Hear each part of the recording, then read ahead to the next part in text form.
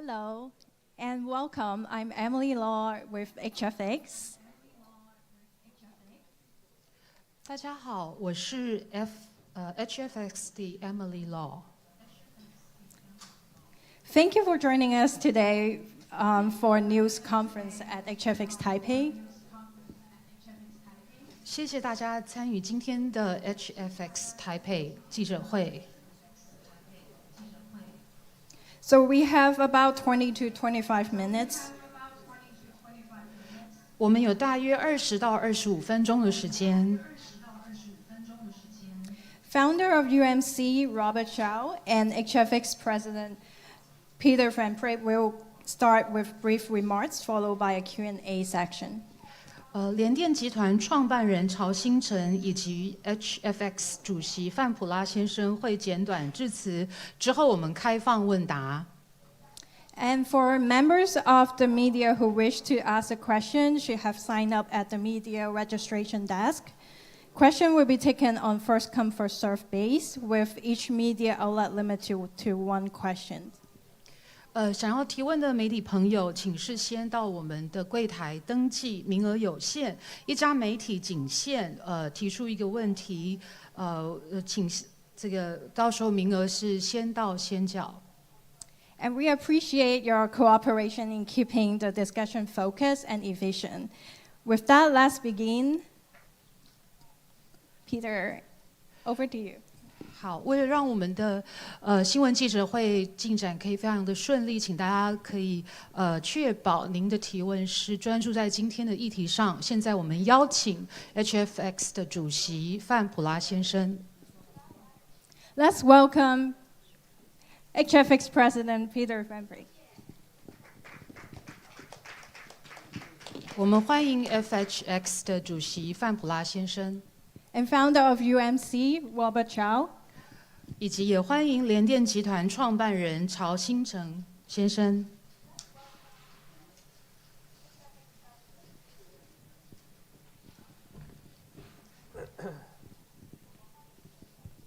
Mr. Robert Tsao, ladies and gentlemen, welcome to HFX Taipei. My name is Peter Van Praet, and on behalf of everyone who worked so hard to bring this event to Taipei, welcome to the very first meeting that my organization, HFX, is putting on outside of North America. Every year since 2009, leaders from the democratic world come to Canada for the Halifax International Security Forum. Over the years, it has become an important meeting place for what I like to call the good guys. For those of you who do not know where Halifax is, and fair enough, I think that probably many of you, it is on the easternmost point of Canada on the North Atlantic Ocean, a long way from here. But it is not some coincidence that my organization chose Taipei as its very first meeting outside of North America. Taiwan is a vital democracy whose continued freedom and security is important not only to the people of Taiwan, but to the security of the entire world. And now we meet at HFX to explore Taiwan's security. At question is whether we live in a world where large countries can freely intimidate and ultimately invade their smaller neighbors. Over the next 2 days, we will hear words like gray zone, lawfare, porcupine.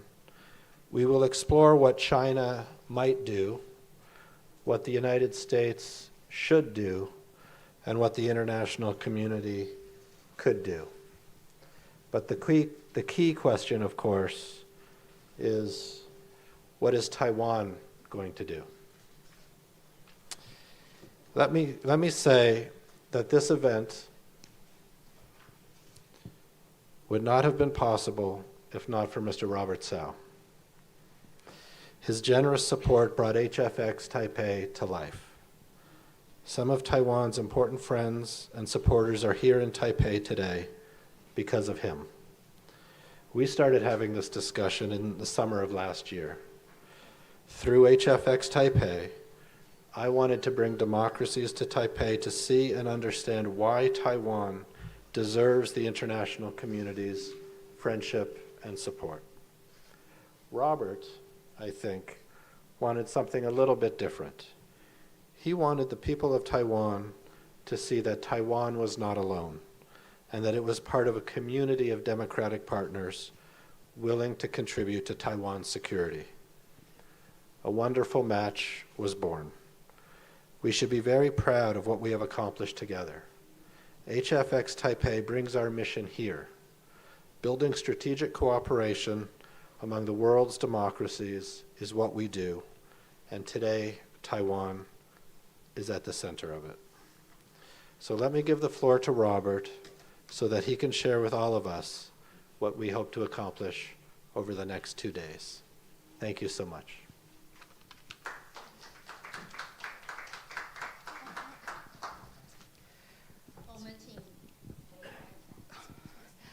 曹董事长，还有各位媒体界的朋友，欢迎大家来到今天的 HFX 台北。非常谢谢大家今天的莅临。那么我们也非常高兴能够看到HFX 首次跨出北美来到台湾举行这一次的国际安全论坛。我想在座可能有一些人不太认识哈利法克斯位于哪里哦。那么哈利法克斯其实是在加拿大的最东边，靠近这个北大西洋。那么在过去这么多年来呢，在 HFX 论坛上的众多好朋友努力的齐聚一堂，每年定期举办国际安全论坛。我把这些人称为所谓的好人。那么在我们首次跨出北美来到台湾举行国际安全论坛，这并不是一个巧合，因为台湾是一个非常蓬勃发展的民主国家，而且近年来也面临到了许多邻国可能侵略，还有灰色侵扰的这个干扰。所以我们认为在最近大家可能经常听到这样子的字眼，包括灰色侵扰，这个野猪战略等等，所以这一次齐聚在台北，举办哈利法克斯国际安全论坛，目的就是希望美国还有国际社会来共同探讨我们能做什么，我们应该做什么，而最重要的是台湾可以做什么。在此，我要特别感谢曹董事长非常大方慷慨的支持这一次论坛的举行。没有他的支持是不可能如此成功的举办今天的盛会。由于他的支持，让我们可以将国际友人带到台湾。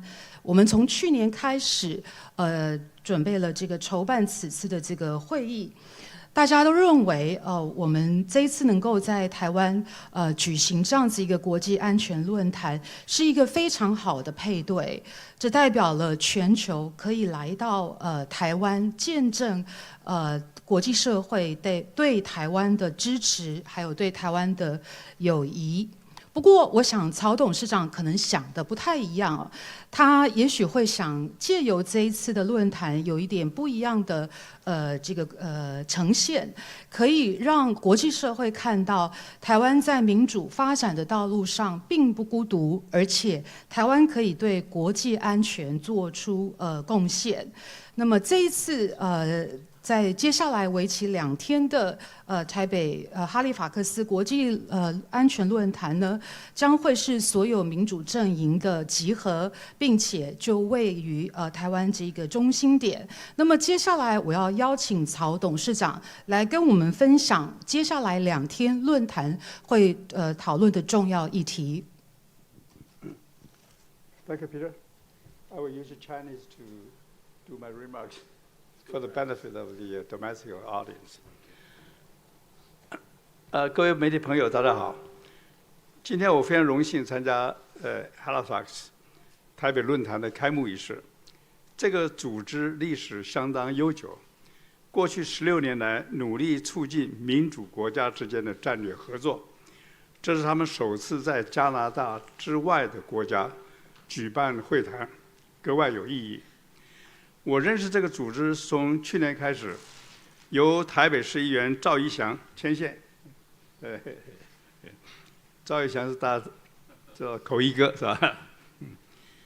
他告诉我，有一个国际组织，他们不但排除中国等威权国家的参与，甚至还不畏惧来自中国的压力，愿意将台湾排入其中。我说我非常欣赏这个组织，希望支持他们来台湾举办论坛。随后，过去1年筹备期间，哈利法克斯国际安全论坛也展开对许多国际友人的邀请，期待来自美国、日本、欧洲及世界各地的朋友能汇聚在台湾，共同表达对民主、自由价值的坚持。这些都将成为台湾走向国际的重要助力。我要特别感谢这次来访的安倍昭惠夫人，延续安倍晋三前首相对台湾的坚定支持，还有美国川普第1任期担任副国安顾问的伯明 Mr. Pottinger， 他在任期间努力强化台美关系，深化两边的安全合作。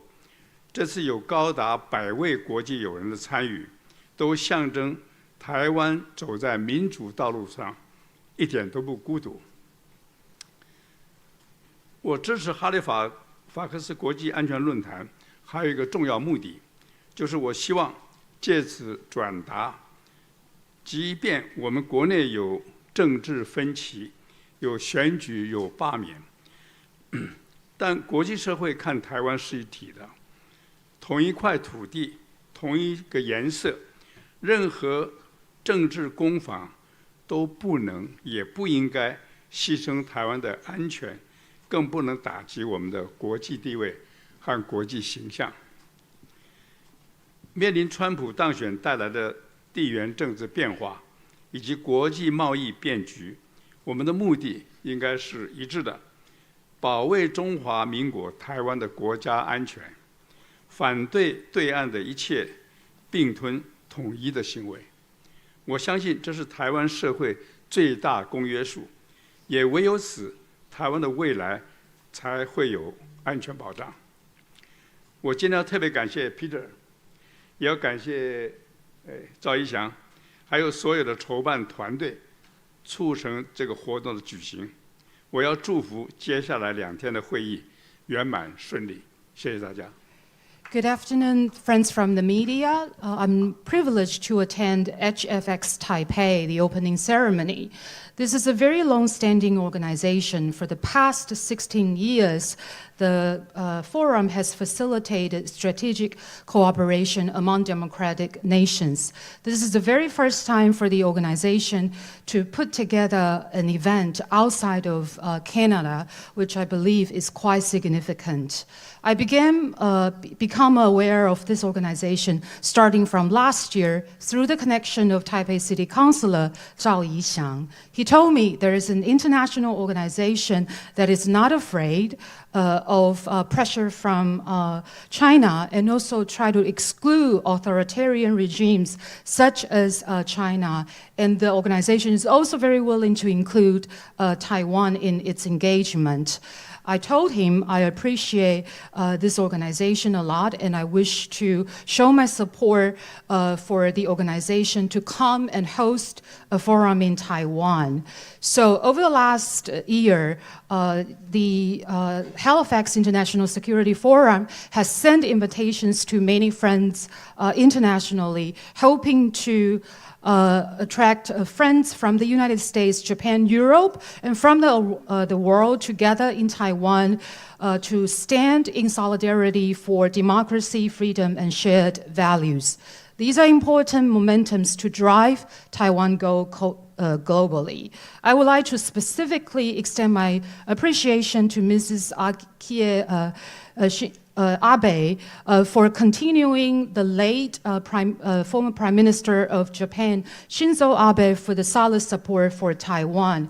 My special thanks also go to Mr. Pottinger, the Deputy National Security Advisor during Trump's first administration. During his term of office, Mr. Pottinger has strengthened U.S.-Taiwan relations, deepened the bilateral collaboration on security. So this indicates that Taiwan is not alone on the course of democratic development, with the participation from over 100 friends around the world to today's event. There is another important purpose for me to support the HFX International Security Forum. That is, I wish to convey this very important message. Even domestically, there are political disagreements, there are elections, there are recalls, but Taiwan is viewed as a unity, as the same piece of land, as the same color by the international community. Any political attack and defense cannot and shouldn't sacrifice Taiwan's security and shouldn't attack our international status in the world. With the geopolitical changes with the Trump's second administration, and also the dynamic international trade relations, our purpose should keep consistency. That is to safeguard the national security of Republic of China in Taiwan, to oppose to any annexation and unification coming from across the Taiwan Strait. I believe this is the most greatest common denominator for Taiwan society. Only by doing so, our future, the future of Taiwan, can be protected. My special thanks go to Peter again, and also to Taipei City Councilor Zhao Yixiang and all the preparation team for facilitating today's event. I wish the next two-day event a great success. Thank you.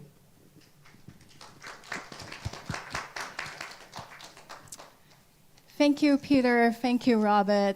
And now we will begin the Q&A section. As a reminder, members of media who wish to ask a question should have signed up in advance. And questions will be taken on first-come, first-served basis, with each media outlet limited to one question. 欢迎我们现在开放媒体朋友问答，在有限的时间内，一家媒体仅能提出一个问题。And we encourage questions to focus on the forum, HFX Taipei, and discussions about democratic cooperation. 希望各位记者媒体朋友的提问能够聚焦在 HFX 台北这个国际安全论坛以及民主的合作等议题上。When we call your name, please introduce yourself and your organization before asking your questions. 当我念到媒体朋友的名字，请先介绍您的大名以及您来自的单位，谢谢。And we kindly ask that you keep your question concise and focused. 希望各位媒体朋友的问题能够精简，谢谢。Let's start with the first on the sign-up list, New York Times. 首先，我们欢迎《纽约时报》的记者。谢谢，我是《纽约时报》记者朱百亮。My question is for Robert Cao, Mr. Cao, so I'll ask it in Chinese if that's okay. 我想这次会议一个重要的一个背景就是最近川普总统就关于美俄关系还有俄乌战争应该结束的一些新的观点的新的立场的。那么你觉得美国对于美俄关系对于这个俄乌战争的新的观点呢，新的立场可能对台湾会产生什么样的影响呢？你觉得这次会应该怎么看待这个问题呢？谢谢。I'm from New York Times. My question goes to Mr. Robert Cao. I think the background for this two-day International Security Forum is that U.S. President Trump's new position and new perspectives on U.S.-Russia U.S.-Russia relationship as well as the Russia-Ukraine war. My question is, what impact will U.S. President's new perspectives and position on these issues affect the world? 我觉得台湾呢，我们没有办法去预测，川普他要怎么样。那么我觉得我们能够努力呢，就是在国内团结，向这个世界展示我们维护民主的坚强决心。那么我们现在台湾面临的问题就是说，因为这次赖总统当选得票率只有40%，所以中国呢就到处在外面宣传说，你看支持独立的只有40%，剩下的60%都支持统一。那么这个当然是非常的误导。那么我觉得这是台湾第一个要面临解决的问题，因为你期待别人来帮助你，首先你要自己肯帮助自己美国不可能介入一个说60%民众想去统一的国家，他没办法帮助你。所以台湾一定要团结起来，尤其这次的大罢免一定要让大家知道说 ，no， 我们不是想跟统一，我们拒绝跟中国统一，我们拒绝专制政权。这些在国会里面，这个是扮演中共的特洛伊木马，我们要把它赶出去所以这次的，我觉得与其去猜测美国会怎么样，对台湾来讲，这次的大罢免宣示我们要团结，保护我们的民主自由。 我们拒绝中共的专制统治，这一点是非常重要的。I believe there's no way for us to predict what the United States will do when it comes to the global issues. I believe the most important endeavor for us here in Taiwan is to stand in solidarity to make effort to preserve democracy and freedom in Taiwan. One of the biggest challenges since President Lai took office was that the voting support rate for President Lai was only 40%. So Chinese propaganda began to mistakenly use this to mislead the general public by saying that only 40% of people support independence, whereas 60% of people support unification by China. So this misinformation has presented us the first challenge that we need to tackle. Before you expect someone to give you a hand, you need to help yourself first. So with that so-called 60% of different opinion here in Taiwan, and also plus the recent events such as the massive recall campaigns, I think the most important challenge for Taiwan today is that we need to refuse the unification efforts by China. We need to refuse dictatorship and authoritarian regime of China. I believe that only by collaboration we are able to put together this endeavor to fight against any authoritarian regime. There is no way for us to guess what the United States will do, so let's stand together to advocate for democracy and freedom in Taiwan. Thank you, Robert. Next, we will have Zhongyang Sir. Please introduce yourself and your organization before asking your question. Next, we would like to welcome a friend from CNA Chinese, Central News Agency, I'm sorry. Hi, I'm Charlotte Yang from CNA. And HFX Taipei Forum coincides with the 3rd anniversary of Russia's invasion of Ukraine. What does the outcome of Ukraine would mean for Taiwan and Indo-Pacific? Thank you. 大家好，我是来自中央通讯社。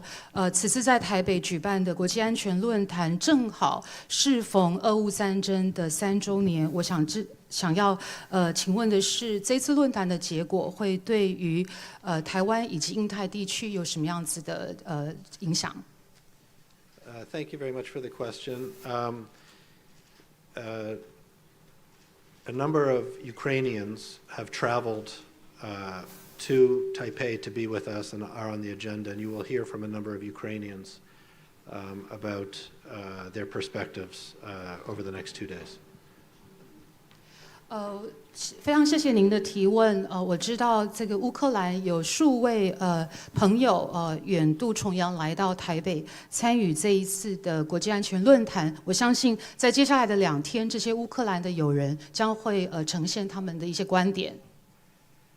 I think it's important to note that the international community came to Ukraine's aid in February 2022 only after it was clear that President Zelensky was going to stand firm. 我想，在俄乌战争在2022年2月爆发之后呢，国际社会是一直到乌克兰的总统泽伦斯基，坚定的秉持他对这个乌克兰的保护之后，国际社会才给予这个相当的支援。President Zelensky's Ukraine has fought a heroic war for 3 years. And in many ways has saved the entire democratic world by standing firm against Russian aggression. 乌克兰总统泽伦斯基在过去3年来立场非常坚定的应对俄罗斯的侵略，他的应对，他的坚定的立场对应俄罗斯的侵略，也展现了我们民主阵营所应该拥有的态度。And I imagine there are going to be a lot of conversations about precisely your question here at HFX Taipei today and tomorrow. 我想您的提问呢，在接下来这2天的国际安全论坛上，在台北的会议上应该会有非常多的讨论。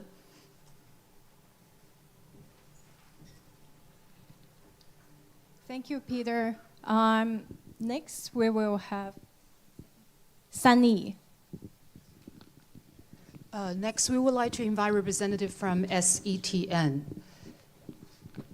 你好，这边三立电视记者黄玉婷，请问主席刚刚提到首都到台湾举办论坛，希望达到什么样的目的或效果吗？谢谢。This is a question coming from SETN, going to President Van Prague. What is your expectations and outcomes of this event in Taipei? Thank you very much. It's a great question. So the outcomes are formal and informal in nature. 您的提问非常的棒，我相信这一次会议的成果可以分为正式以及非正式来看。There are going to be a number of meetings on the sidelines between government officials and between experts to talk about specific ways to increase cooperation between countries and Taiwan. 在主会场之外，相信有很多的这个场合，可以让政府官员以及相关的学者专家齐聚一堂，来讨论台湾以及和各个国家和国际社会可以如何彼此合作。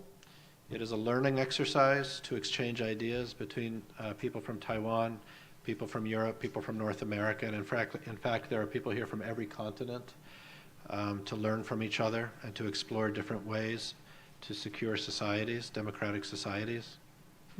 我相信这一次的论坛是一个非常好的机会以及平台，让台湾、欧洲、北美，甚至是每个5大洲的每个国家5大洲都有代表分别来参加这一次的台北会议，提供了一个这么好的场合，让大家能够相互学习以及探讨我们在民主上面的合作。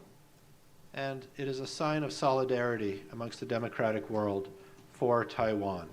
There are people coming to HFX Taipei who are friends of Taiwan and have been here many times, and there are people who are coming to HFX Taipei to Taiwan for the very first time to demonstrate their solidarity. And it really is a sign to the world of how many friends that Taiwan has at this time. 我相信这次的论坛可以展现我们团结一致的这个契机。此次的论坛有非常多的国际友人，已经不是第一次来到台湾参与这样子的盛会。那也有一些国际友人是第一次来到台北参加这个国际安全论坛。我相信借由这一次论坛的参与，可以展现所有人在国际上共同的捍卫台湾的一些团结一致以及重要的友谊。Thank you. Thank you, Peter. So this will be the last question, and next we will have Dongsun.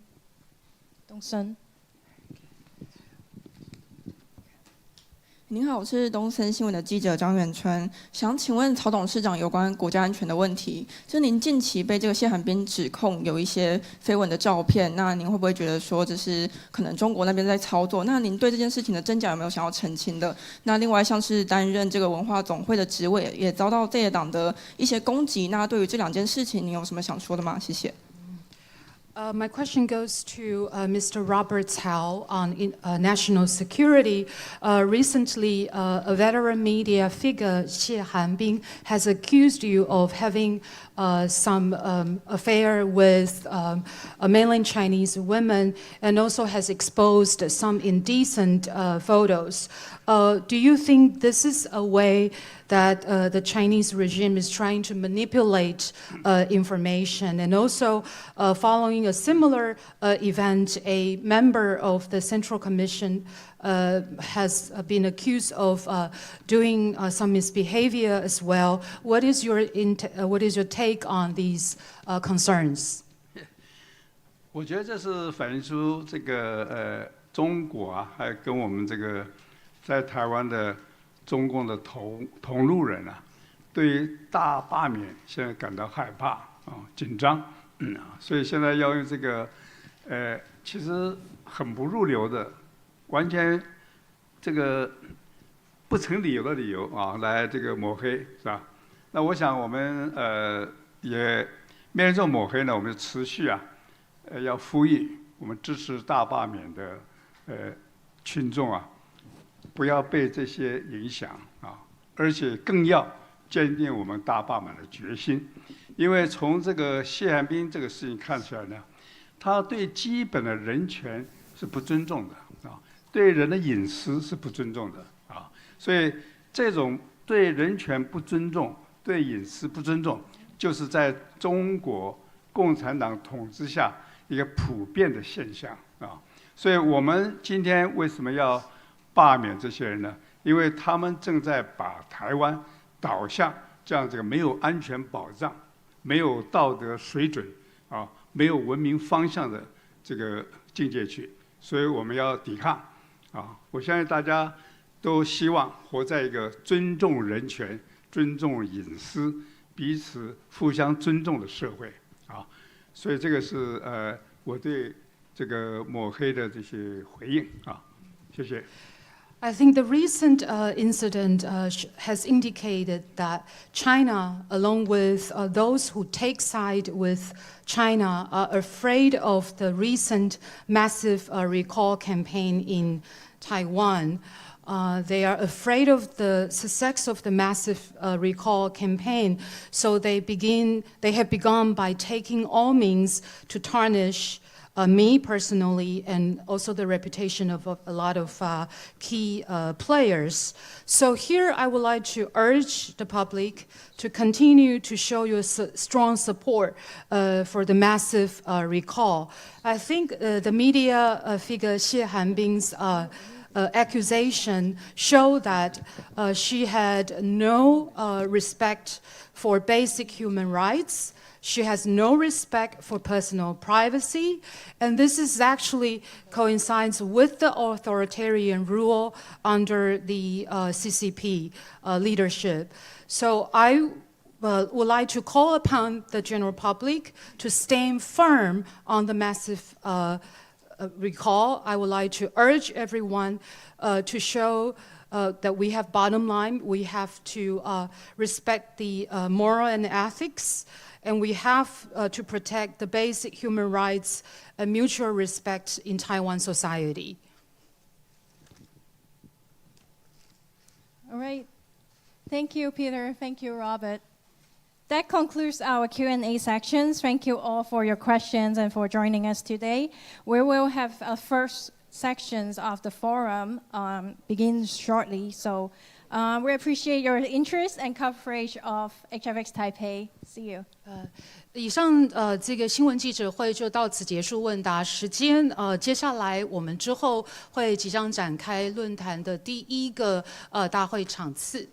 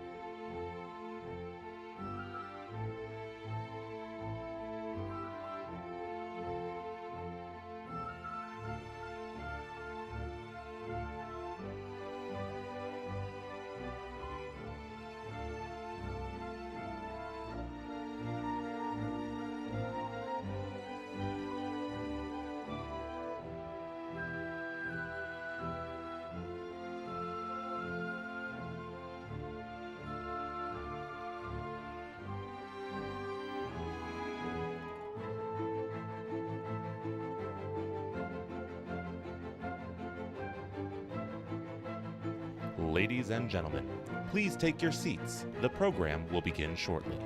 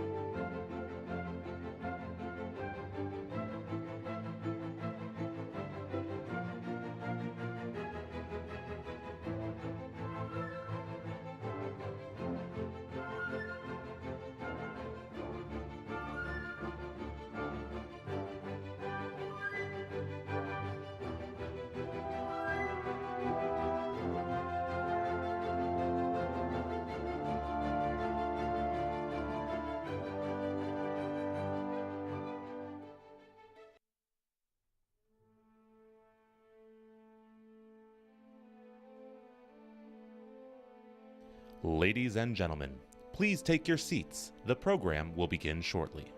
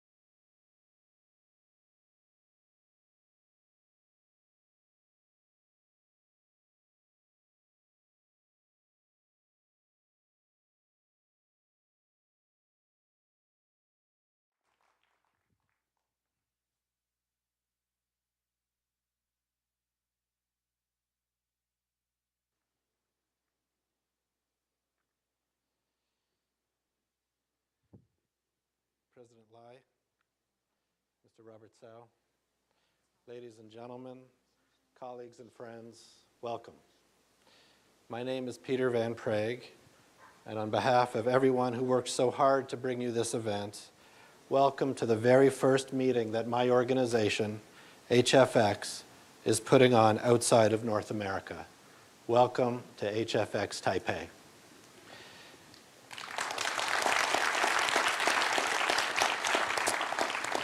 Every year since 2009, the leaders from the democratic world come to Canada for the Halifax International Security Forum. Over the years, it has become an important meeting place for what I like to call the good guys. For those of you who do not know where Halifax is, and fair enough, I think that probably many of you, it is almost the easternmost point of Canada on the North Atlantic Ocean, a long way from here. Halifax is a deep water port, and during both World War I and World War II was the launching off point for Navy and cargo ships headed across the Atlantic Ocean to supply the winning war effort in Europe. It is also just down the road from Pictou County, where the Honorable Peter MacKay grew up. It was Peter, who arrived here just this morning, who started Halifax International Security Forum when he was Canada's Defense Minister. Peter MacKay, thank you for making the trip.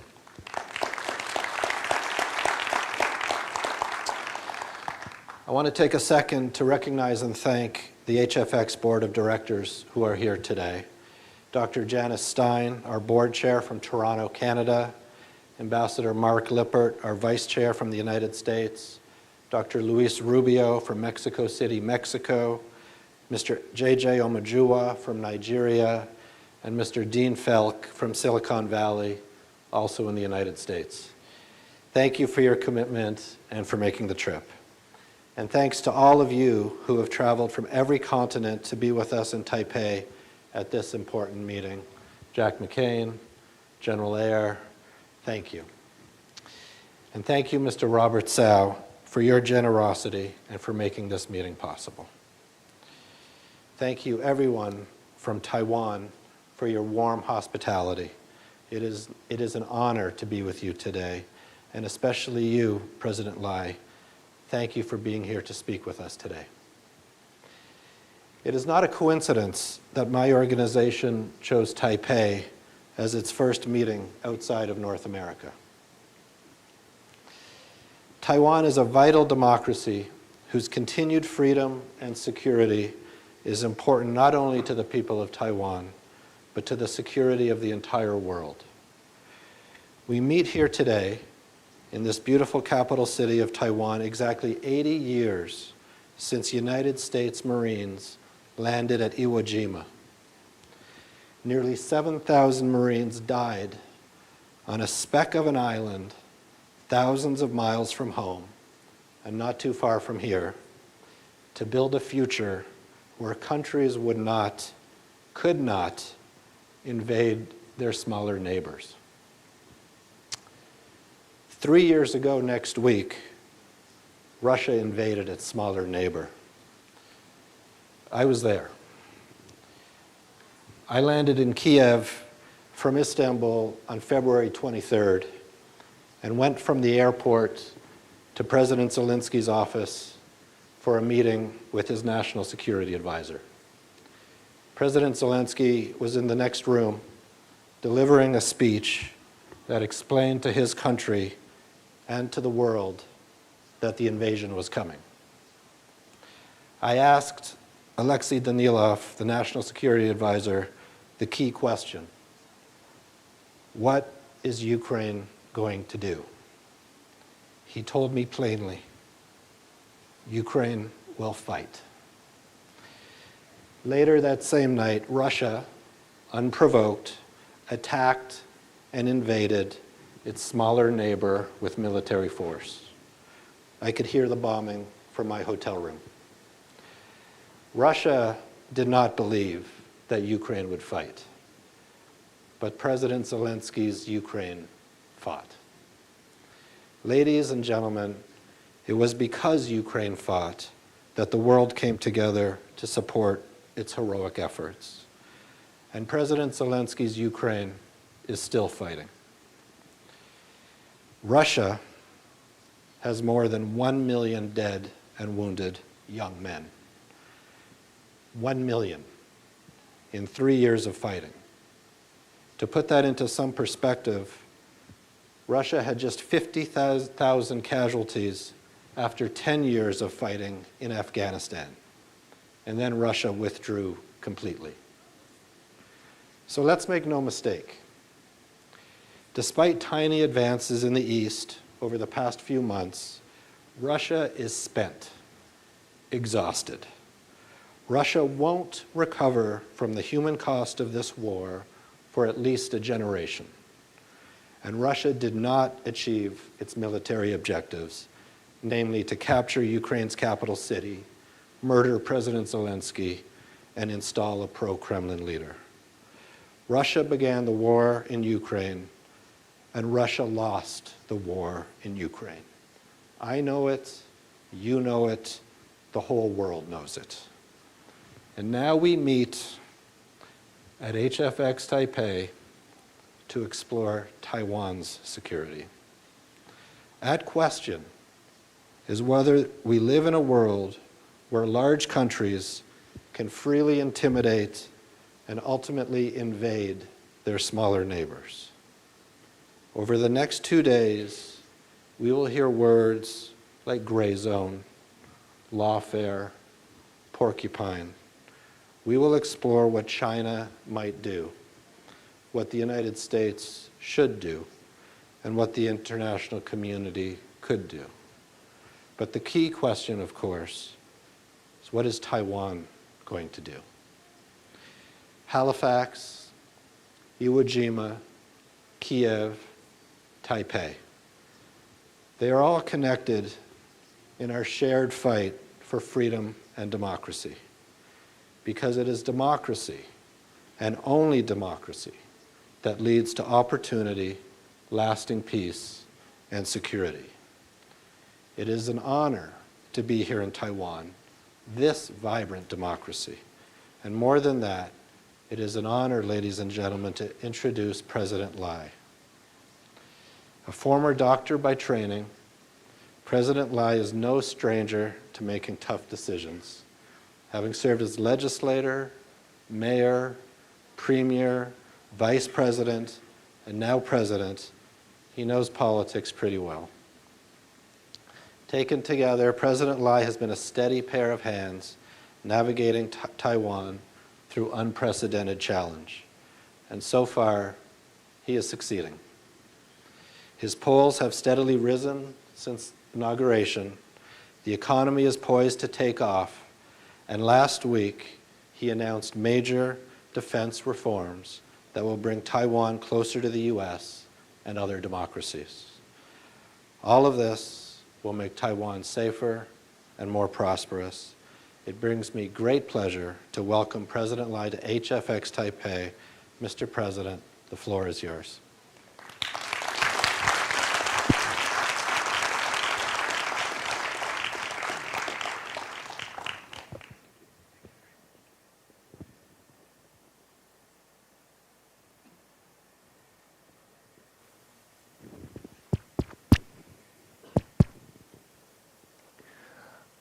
HFX International Security Forum, President Peter Van Praag, Madam Abe Ake, Mr. Robert Cao, ladies and gentlemen, good afternoon. To begin, I want to give a warm welcome to all the distinguished guests here at the very first HFX Taipei Forum.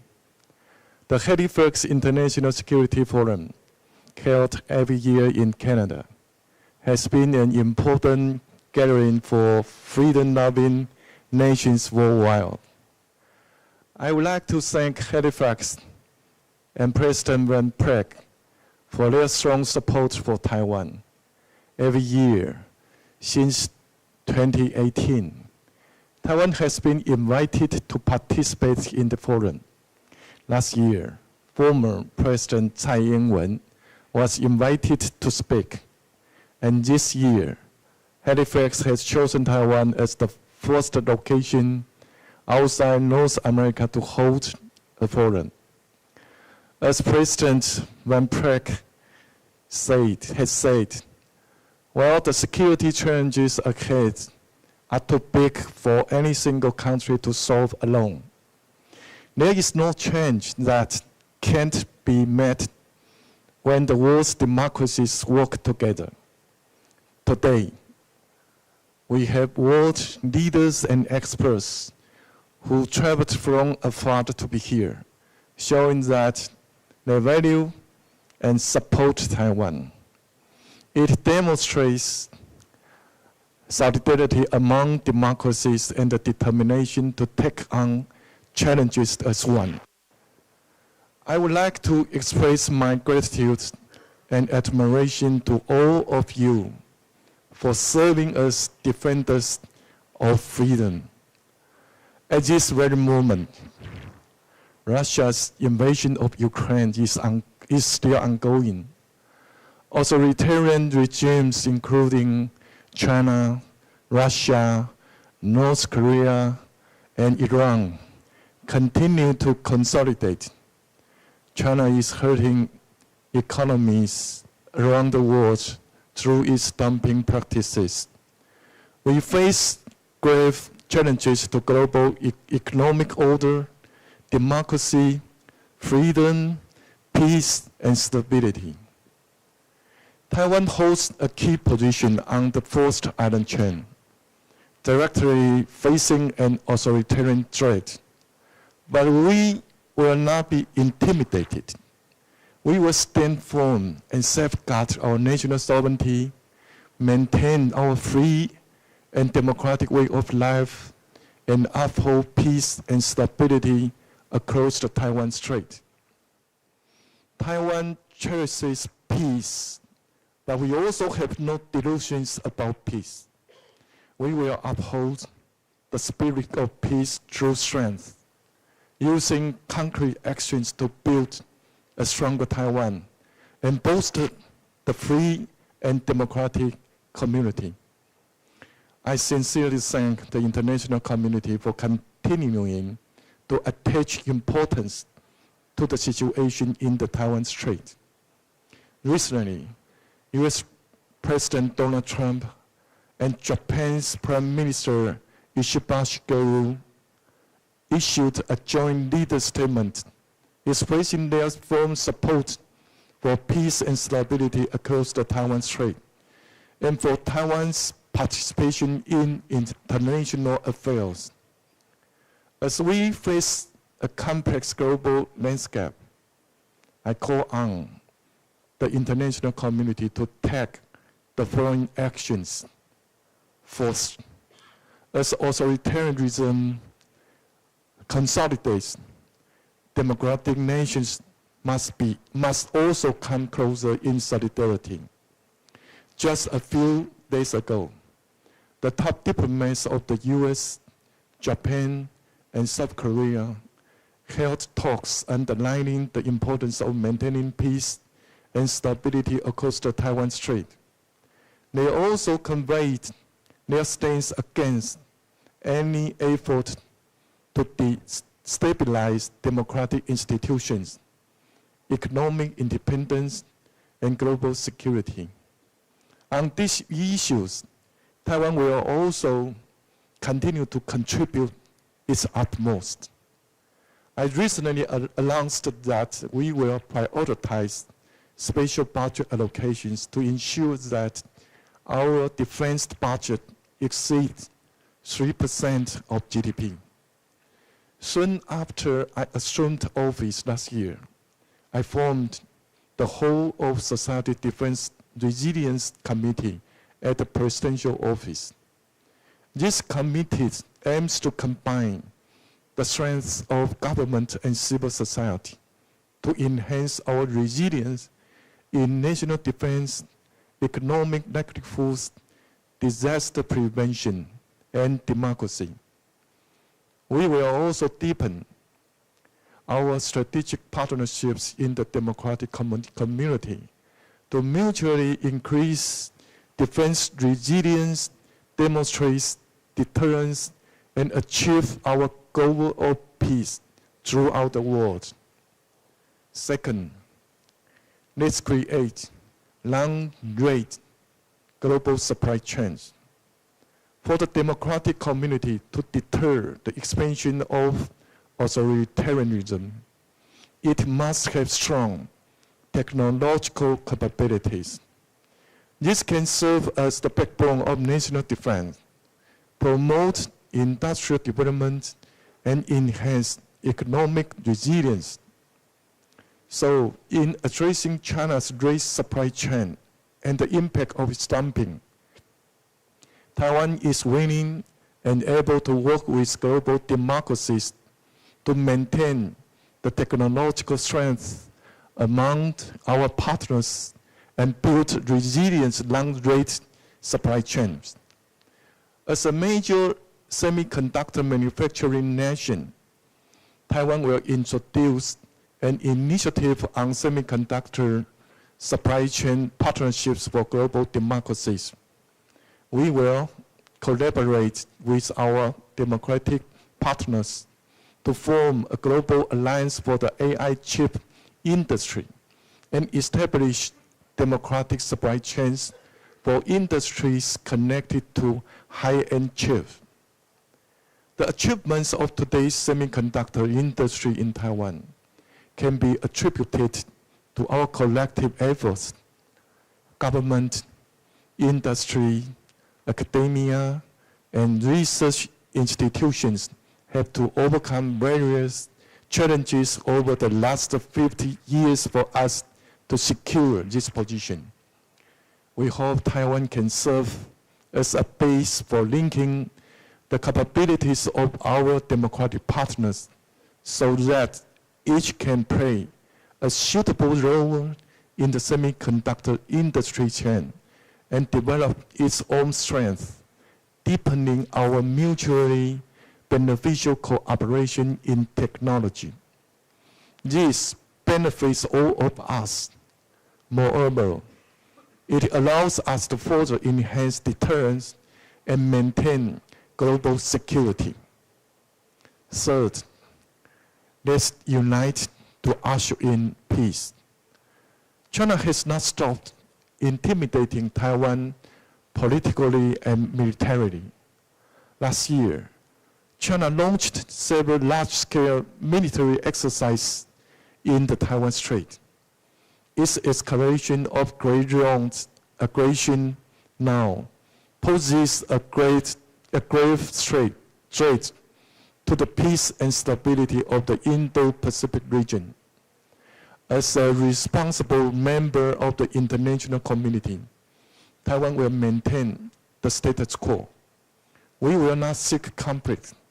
Rather, we are willing to enhance in dialogue with China under the principles of parity and dignity, and work toward maintaining peace and stability in the Taiwan Strait. As the agenda of this forum suggests, democracy and freedom create more than just opportunities. They also bring resilience, justice, partnerships, and security. Taiwan will continue working alongside its democratic partners to create a bright new era. Once again, a warm welcome to all of you. I wish this forum every success. Thank you.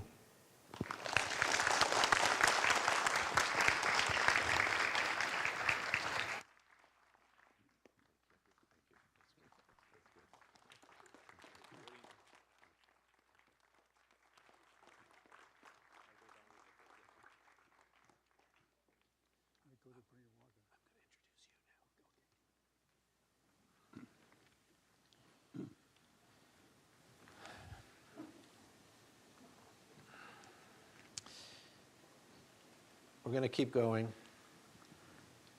I would like to introduce Mr. Robert Tsao. This event would not be possible if not for Mr. Robert Tsao. His generous support brought HFX Taipei to life. Some of Taiwan's important friends are here in Taipei today because of him. We started having this discussion in the summer last year. Through HFX Taipei, I wanted to bring democracies together to see and understand why Taiwan deserves the international community's friendship and support. Robert, I think, wanted something a little bit different. He wanted the people of Taiwan to see that Taiwan was not alone and that it was part of a community of democratic partners willing to contribute to Taiwan's security. A wonderful match was born. We should be very proud of what we've accomplished here together. HFX Taipei brings our mission here. Building strategic cooperation among the democracies is what we do. And today, thanks to you, Robert, Taiwan is at the center of it. So let me give the floor to Robert Tsao so that he can share with us what we hope to accomplish over the next couple of days. Robert.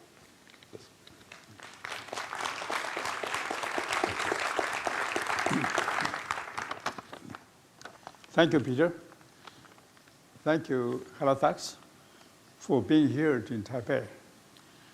For the past 60 years, Halifax has been a powerful force bringing democracy together. It has consistently stood for freedom, justice, and opportunity, including in 2019, when it honored citizen protesters in Hong Kong, and in 2020, when it awarded former President Tsai Ing-wen for standing strong against the Chinese pressure. Last year, when we first began discussions about holding Halifax's first ever overseas event in Taiwan, we had one common objective: to use the power of democracy to strengthen Taiwan's security. We wanted the world to see Taiwan for what it is, a vibrant democracy deserving of international support. We also wanted to show the people of Taiwan that we do not stand alone. Today, this mission is more important than ever. As the international community is aware, the Chinese Communist Party is intent on the annexation of Taiwan by any means necessary. Through disinformation, economic coercion, military threats, and political disunion, they seek to divide our society, degrade our institutions, and destroy our democracy. They must not be allowed to succeed. This gathering brings together people from around the world to rally around the cause of democracy and the importance of Taiwan. From the US, Japan, Europe, and all corners of the world, we show that we are strong, united. I'm particularly grateful to Mrs. Akiabe, who, together with her late husband, former Prime Minister Shinzo Abe, championed the cause of Taiwan and the friendship between Taiwan and Japan.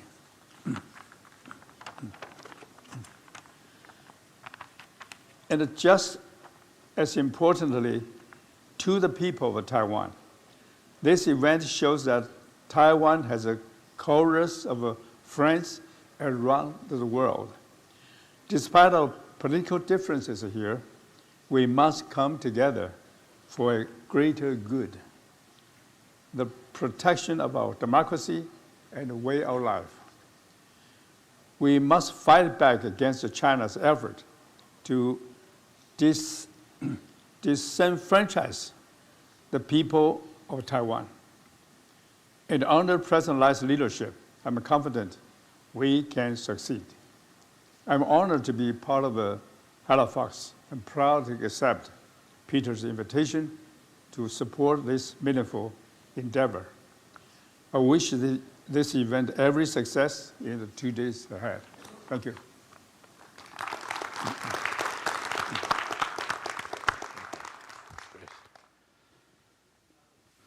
Okay, now please stay in your seats. We have a set change. It's not often or always that we have teleprompters, but that's what these are, and they're going to be removed.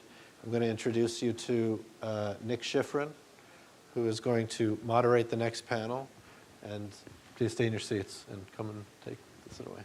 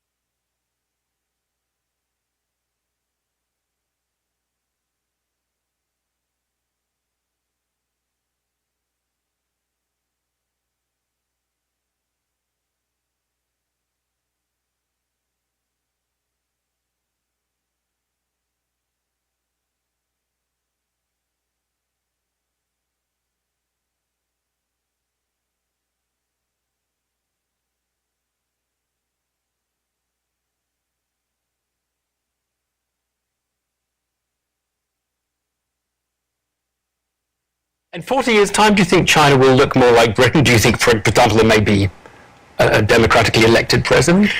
So that's we come to the basic difference here. You believe yours is democracy, and we believe our system is democracy. We call it democracy of Chinese culture.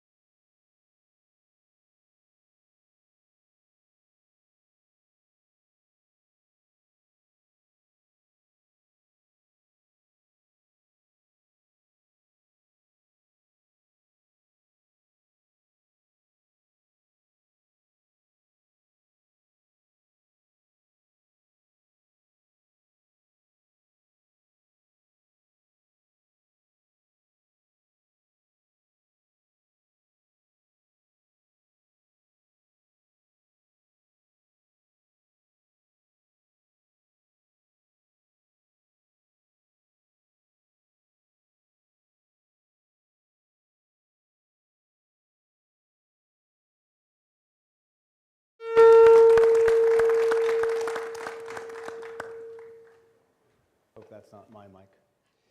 We are here, it is my mic, amongst friends.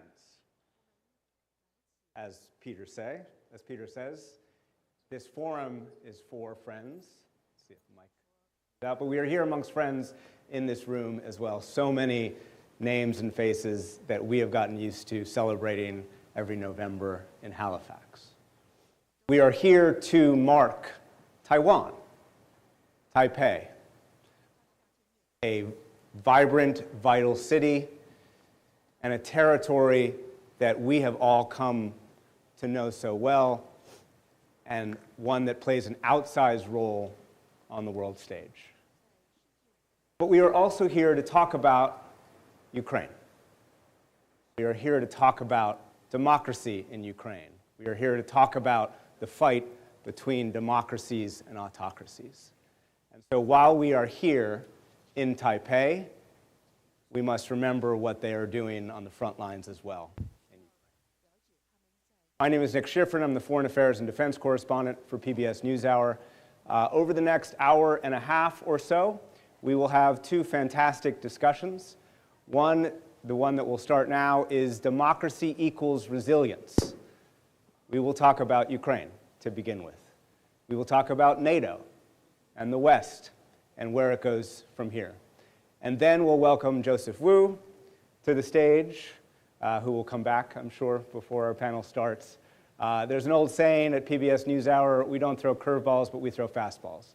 And as you all know, Joseph is very good to mix metaphors at hitting fastballs, and we'll see how he does with many questions, both about the strategic environment that Taiwan faces in the region, but dare I say also the strategic environment that Taiwan faces with Washington. So we'll get to that in a minute, but first I want to start by introducing this fantastic panel. Let me first start with Olena. Olena Tregub is the Secretary General of the Independent Anti-Corruption Commission in Ukraine and the former Director for International Assistance Coordination at Ukraine's Ministry of Economic Development and Trade. Thank you very much. Welcome.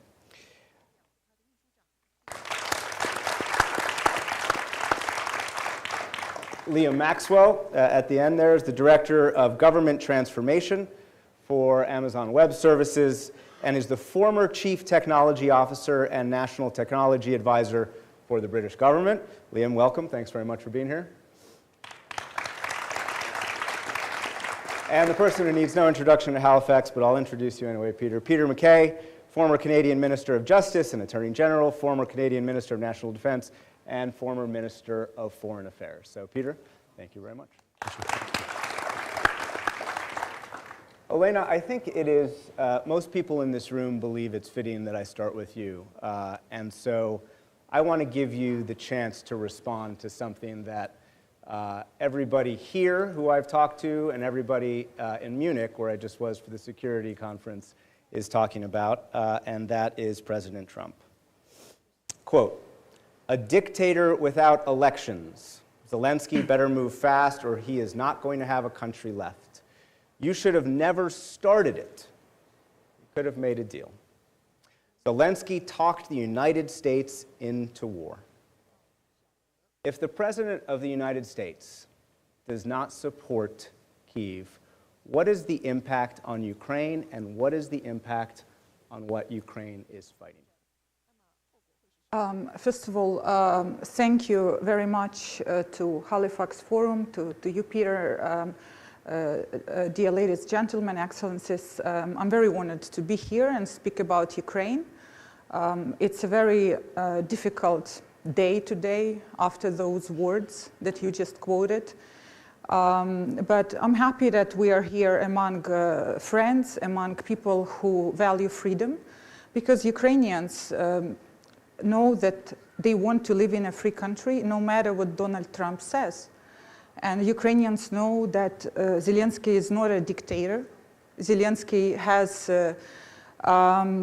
the approval rating, their trust rating above 50%. And our journalists all over media now publish the different results of our polls, even though these journalists are very critical of President Zelensky. But now some Ukrainians are saying if there is indeed election, even those who didn't vote for Zelensky will vote for him to show the Trump that he should not disrespect our legitimate, democratically elected leader.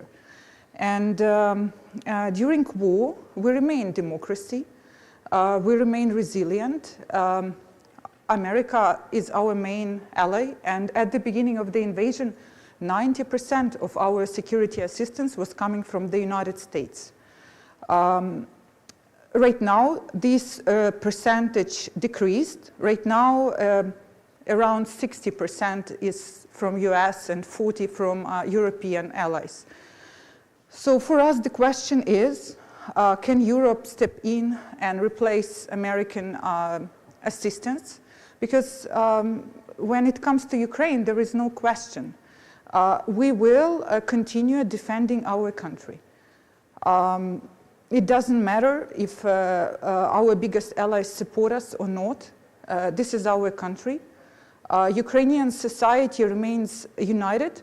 And what is interesting, those words that you quoted, they united our society even more, because we feel that Donald Trump, unfortunately, is speaking the words of Russian disinformation. And it is such a shocking event for us to hear those words, that our even political parties and different investigative journalists, even anti-corruption organizations, they all come together to protect our democracy. So I think our resilience and our unity is the most important thing. And when I heard from your president here that you also in Taiwan have this concept of all society, defense, resilience, this is absolutely right approach. There is no other way for a smaller country to defend itself from a bigger country. If not for our society, we wouldn't be able to withstand Russian aggression. Russia has 10 times bigger army at the beginning of this invasion than us. But because we're all united and because we live in democracy, it helped us to repel Russian aggression, despite what at that time Biden administration expected, because even though they supported us, they didn't really expect that we will be able to put out such a fight. So I think the same will be now shown to Donald Trump, that we are a resilient democracy beyond his expectations.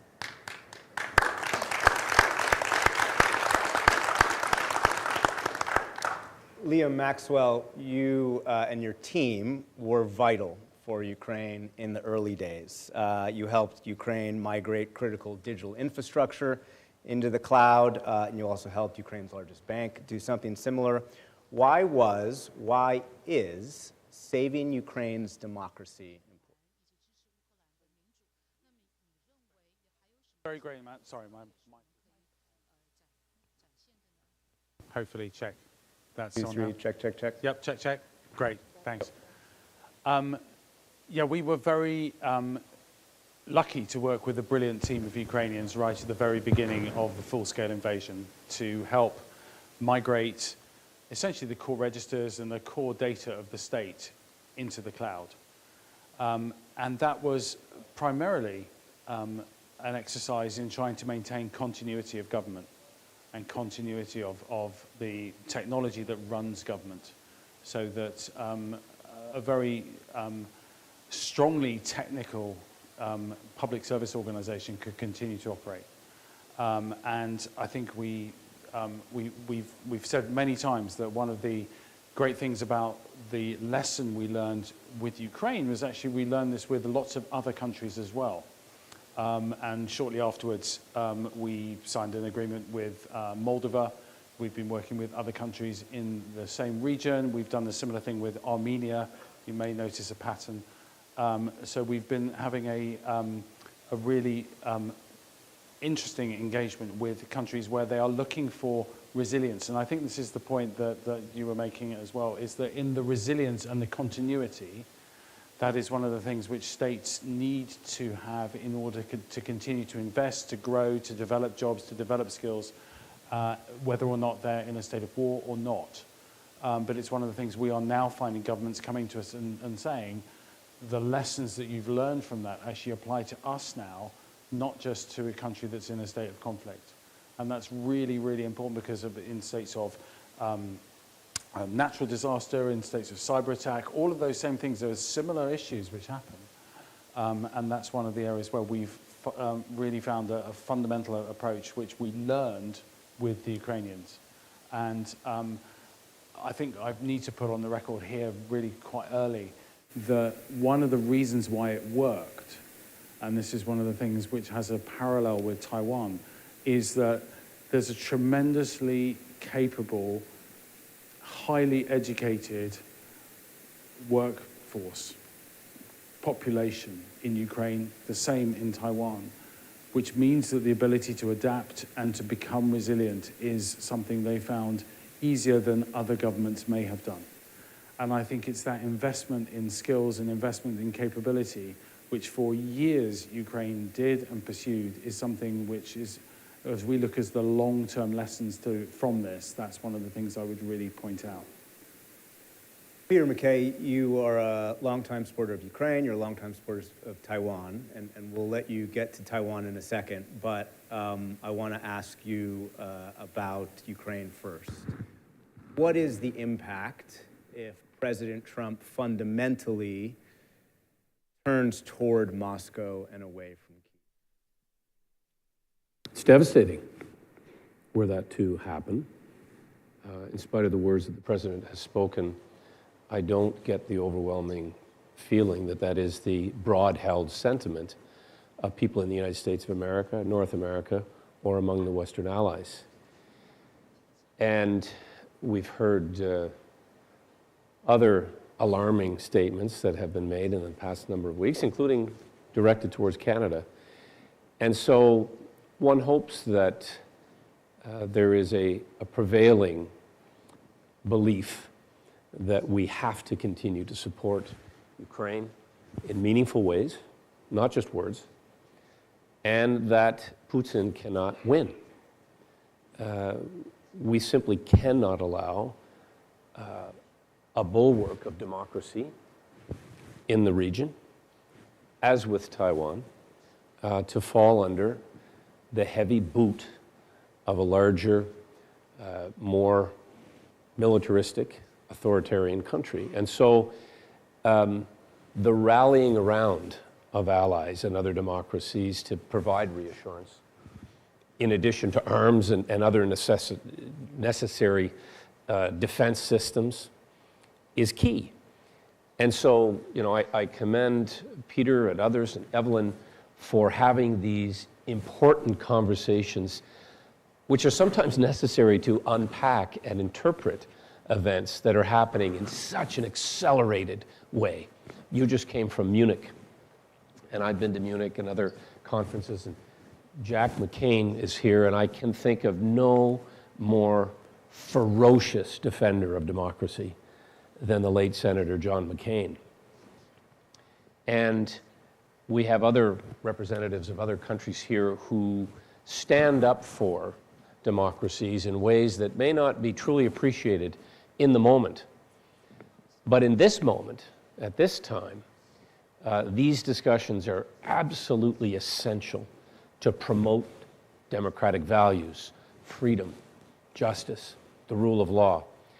And the interpretation of what may be said on any given day or tweeted on any given hour in Washington is not the story.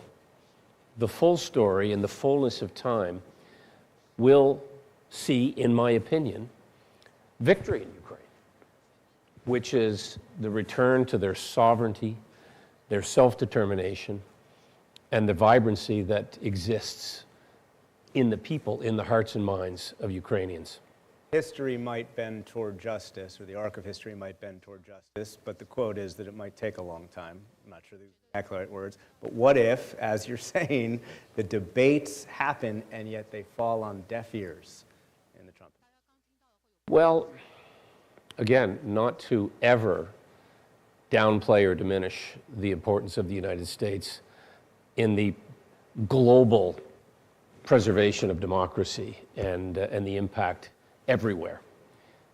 We share the North American continent with America and Mexico, I'm quick to add.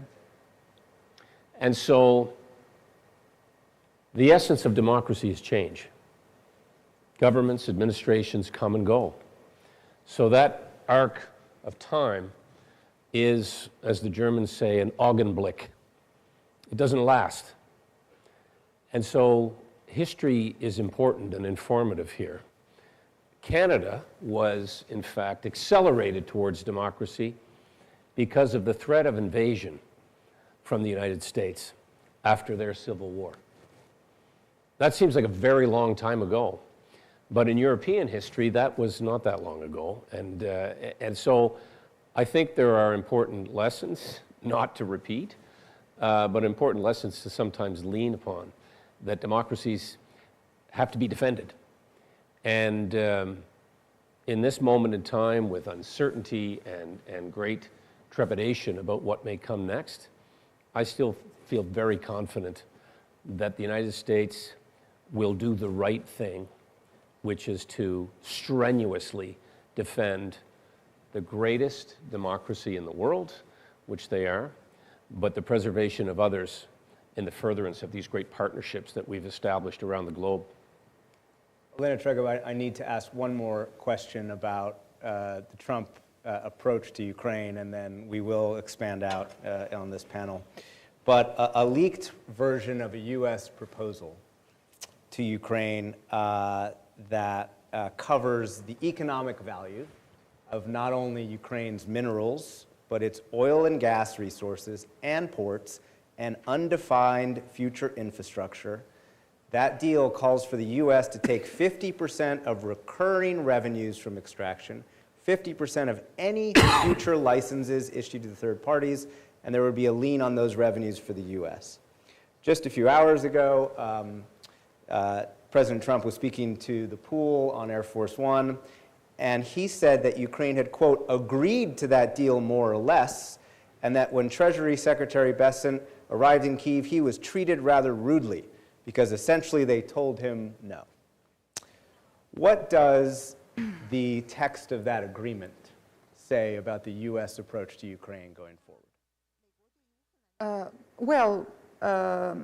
From what we can see, what is publicly available, the text of the agreement is definitely a non-starter, because any Ukrainian president who would sign something like that would not be even considered legitimate leader of Ukraine by the people, because the conditions are such that we basically give up all those resources and revenues from existing and the new resources that we still need to explore.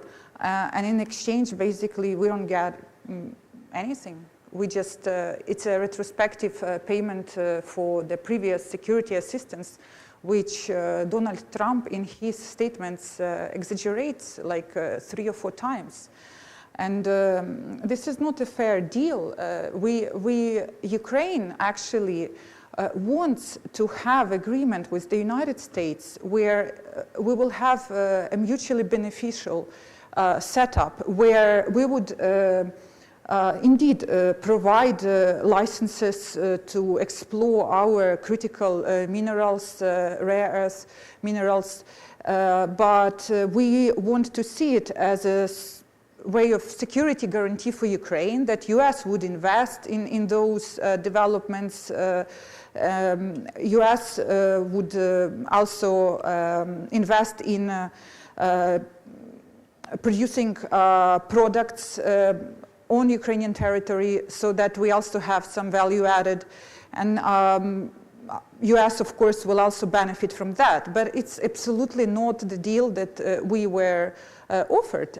This agreement and this deal was offered to President Trump by President Zelensky even before presidential election, when President Zelensky traveled to New York to meet Trump in Trump Tower, and he presented to him their 4-point peace plan. And one of the points was this, like our economic cooperation, because we understand the mentality of the new administration is very much based on economic interest, transactional relations, so we understand this too.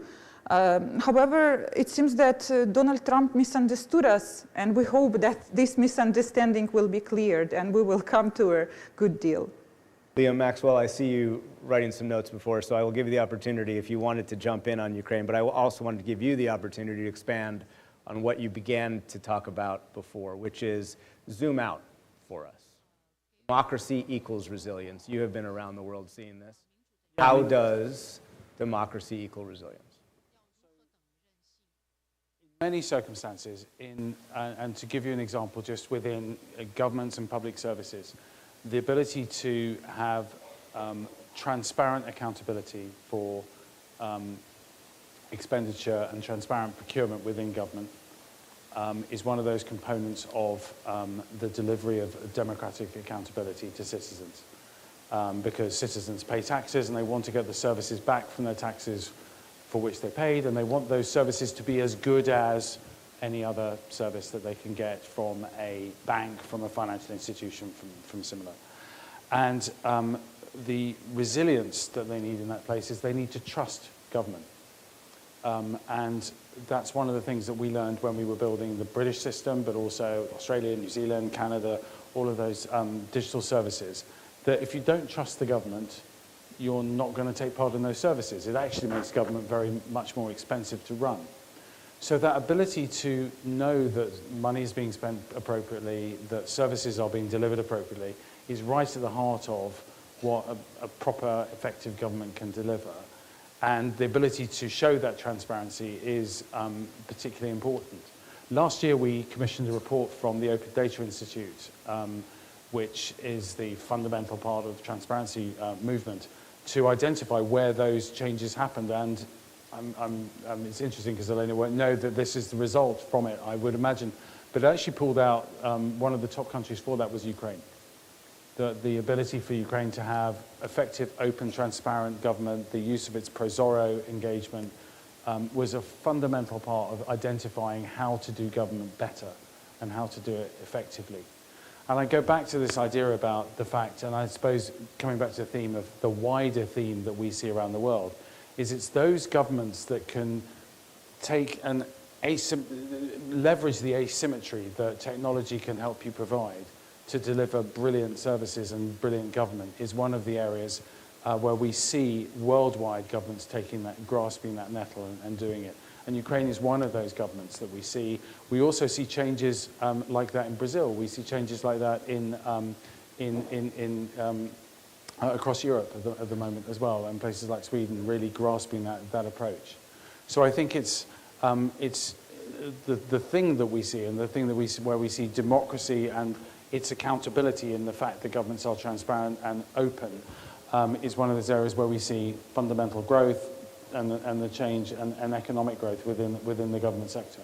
Peter McKay, as I said, you've been a long supporter of Ukraine and Taiwan, so let's switch to Taiwan.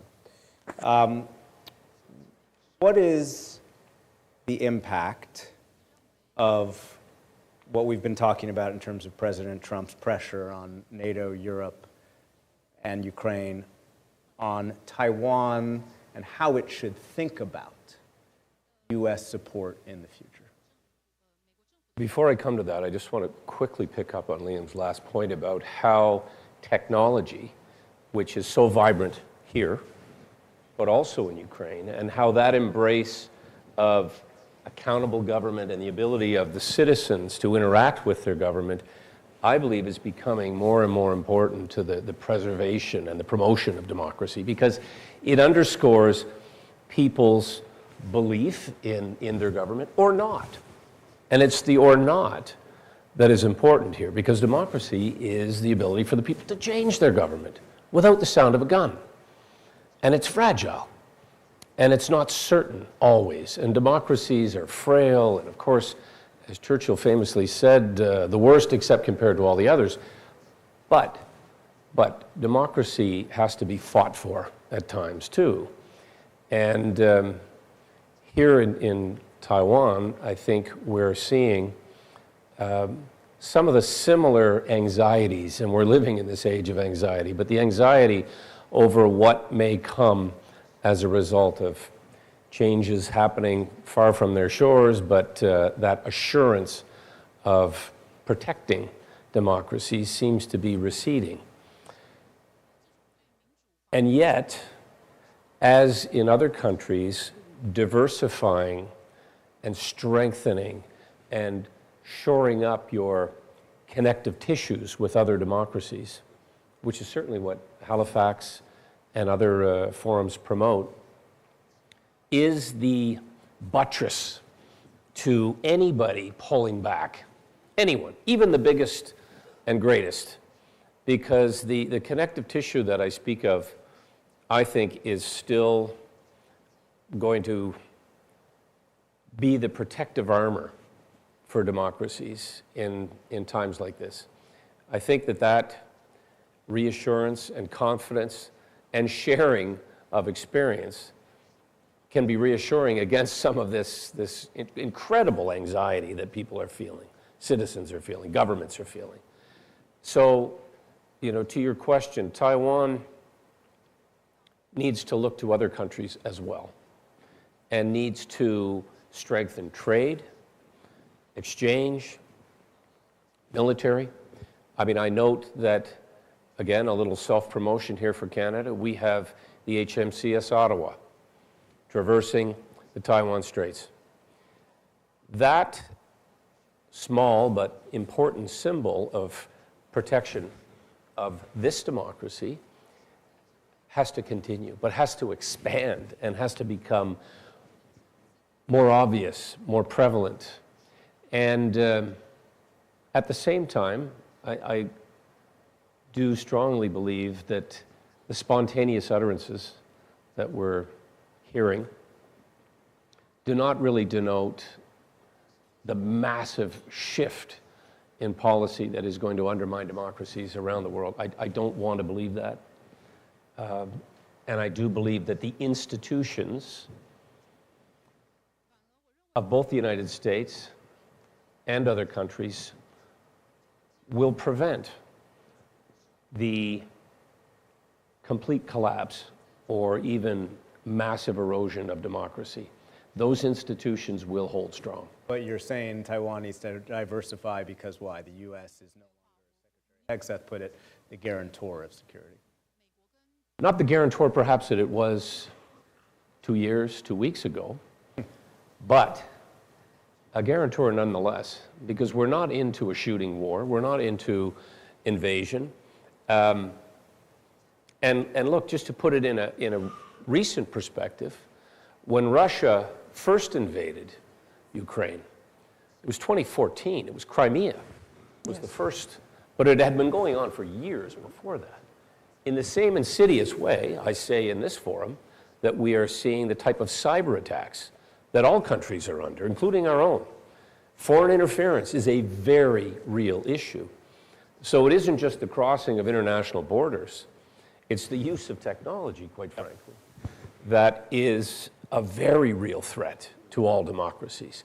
Once again, on the positive side, the shared interaction, and with great minds like Liam and others who are able to use technology not to weaponize, but to defend and to push back in very meaningful ways.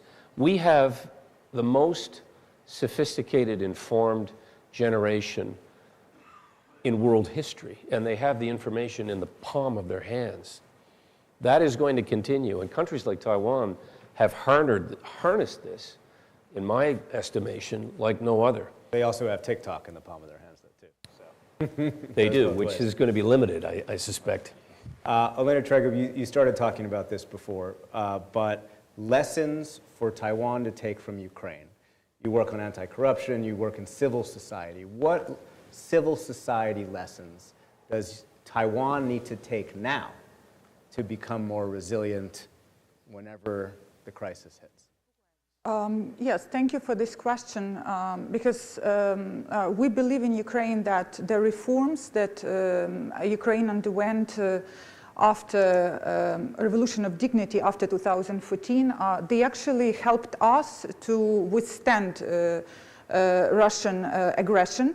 What we did, we opened up. And this is the lesson, I guess, that we can share, that the state, even the government institutions that are working in a very sensitive sectors, such as defense and security, they should become more transparent and more open to include society. In 2019, with the help of my organization, we adopted the law on national security of Ukraine, where we stated that society is an integral part of defense for Ukraine. And it includes everything. It includes democratic civilian oversight over military, over defense spending. It includes participation in defense of the territorial forces which were created after the invasion, when civilians form the units to help the army in case of their beginning of the war. It includes also a participation of society in defense reform, participation of society in building up their defense industrial complex. In Ukraine, society really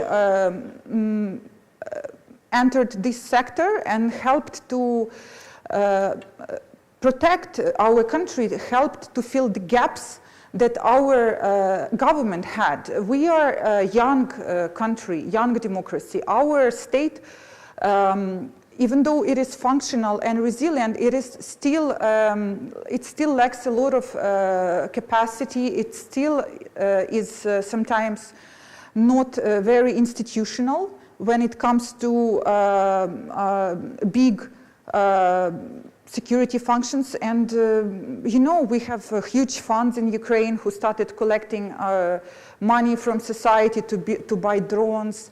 Then we had think tanks who helped draft reforms to help us adjust our military to NATO standards more, so that we have more horizontal army, command-driven army, where people can take decisions in a more decentralized way. When they are facing dangerous situation, they don't wait to hear what the top official says. They are agile. And this is what really saved us. And I think this is what Taiwan should do. They should really try to build this cohesion. When I explain the way Ukraine works to our partners, even US are surprised when the inspector from Department of Defense, Mr. Storch, who is overseeing security assistance to Ukraine, when they come and when they learn how much society has oversight over defense spending. We created Anti-Corruption Council of the Ministry of Defense. We participate in this monitoring of Prozoro platform, which Julian mentioned. All non-lethal procurement goes through Prozoro. And we even created supervision over lethal spending. When they learn about it, this is unprecedented. Pentagon doesn't have it. European countries don't have it. So everybody is surprised how come the sector can be so open and transparent, but this is our survival mechanism, and I think it would work well for Taiwan as well. But you're not suggesting that corruption in Ukraine is over. Corruption in Ukraine is very much exaggerated, and it is used against us as a narrative by Russia. It's part of the strategic, disinformation, cognitive warfare against Ukraine. Of course, we have so many anti-corruption investigations because we have so many anti-corruption institutions. We have a system where all government officials declare their assets, where we monitor all procurement, and sometimes, very often, where we see inefficiencies, Ukrainians immediately say, oh, it's corruption.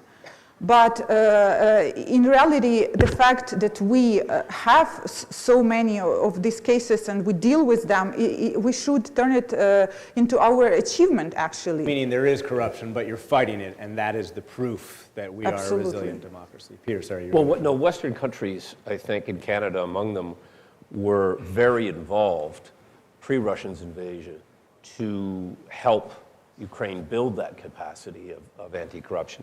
It is the reason and the narrative at the Bucharest summit in 2008 that NATO did not grant Ukraine membership action. But what was just stated in terms of this incredible learning that Ukraine has been undergoing as a result of this invasion, it's exactly why NATO should be granting them membership. This is going to be the most instructive war that NATO has ever observed. And yet, there are still member countries who are dragging their heels. And I was at that conference in 08. I think it's more than dragging their heels at this point. Yeah, they're open barriers. Correct, erecting barriers, which will ultimately be very much to their detriment, in my opinion. Liam Maxwell, bring us back to Taiwan. You've worked in Taiwan, AWS works in Taiwan. What technological lessons should Taiwan take from Ukraine?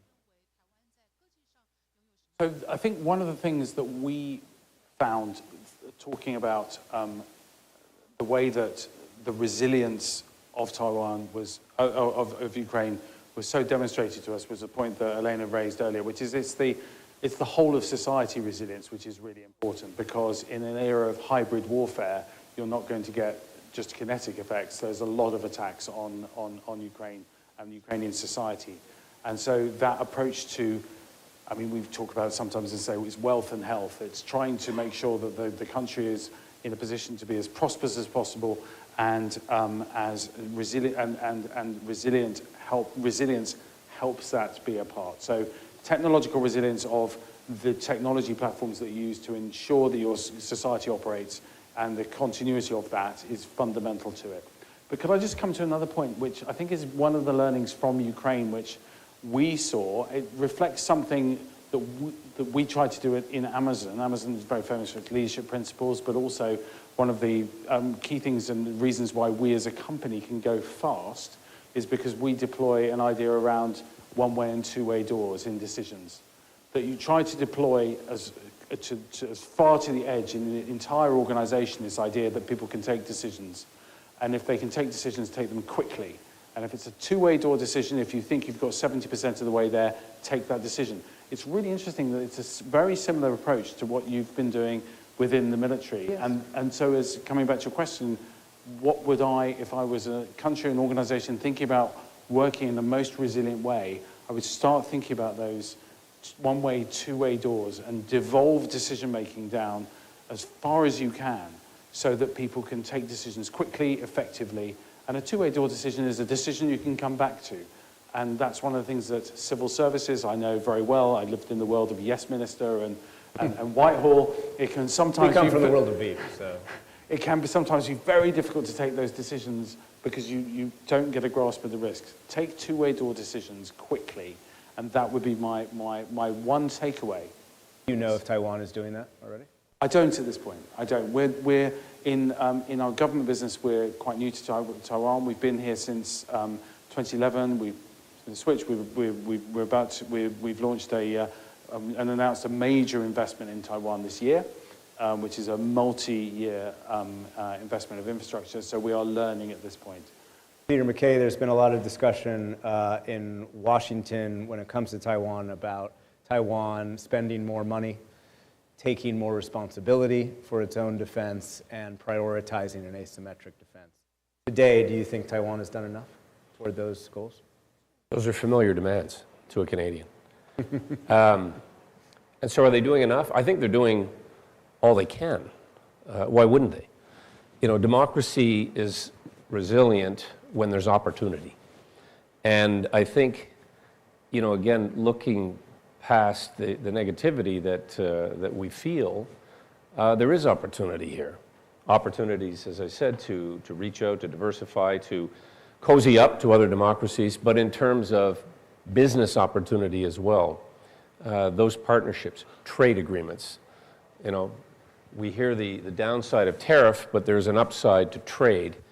And renewed and restored, and in some cases pronounced trade agreements for Taiwan, I think, are actually becoming a better opportunity in Europe, throughout the Asia Pacific, and in parts of North America.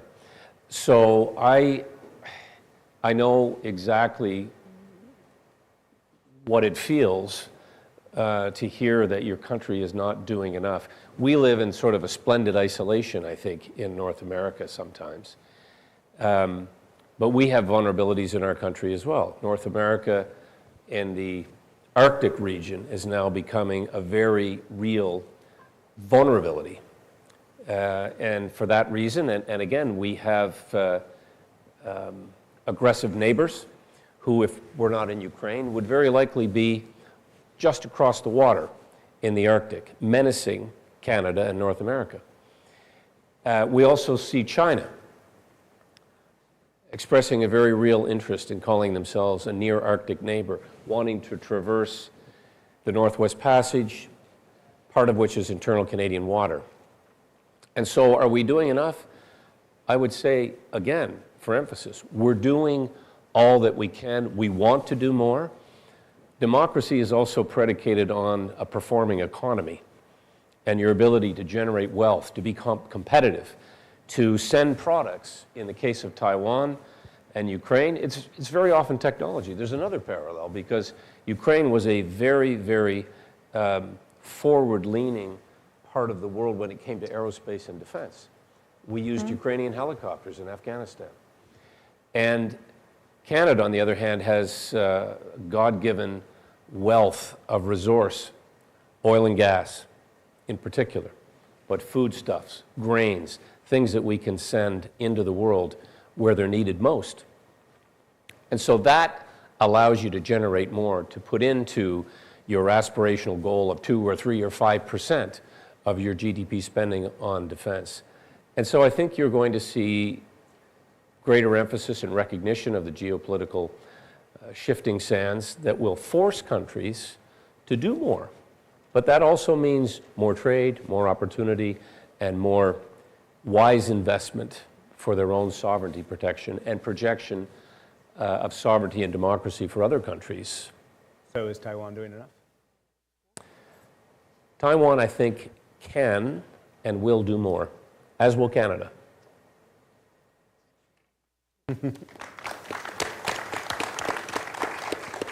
So I have time for about one more round, and then I will open it up to the audience. So please get prepared with your questions.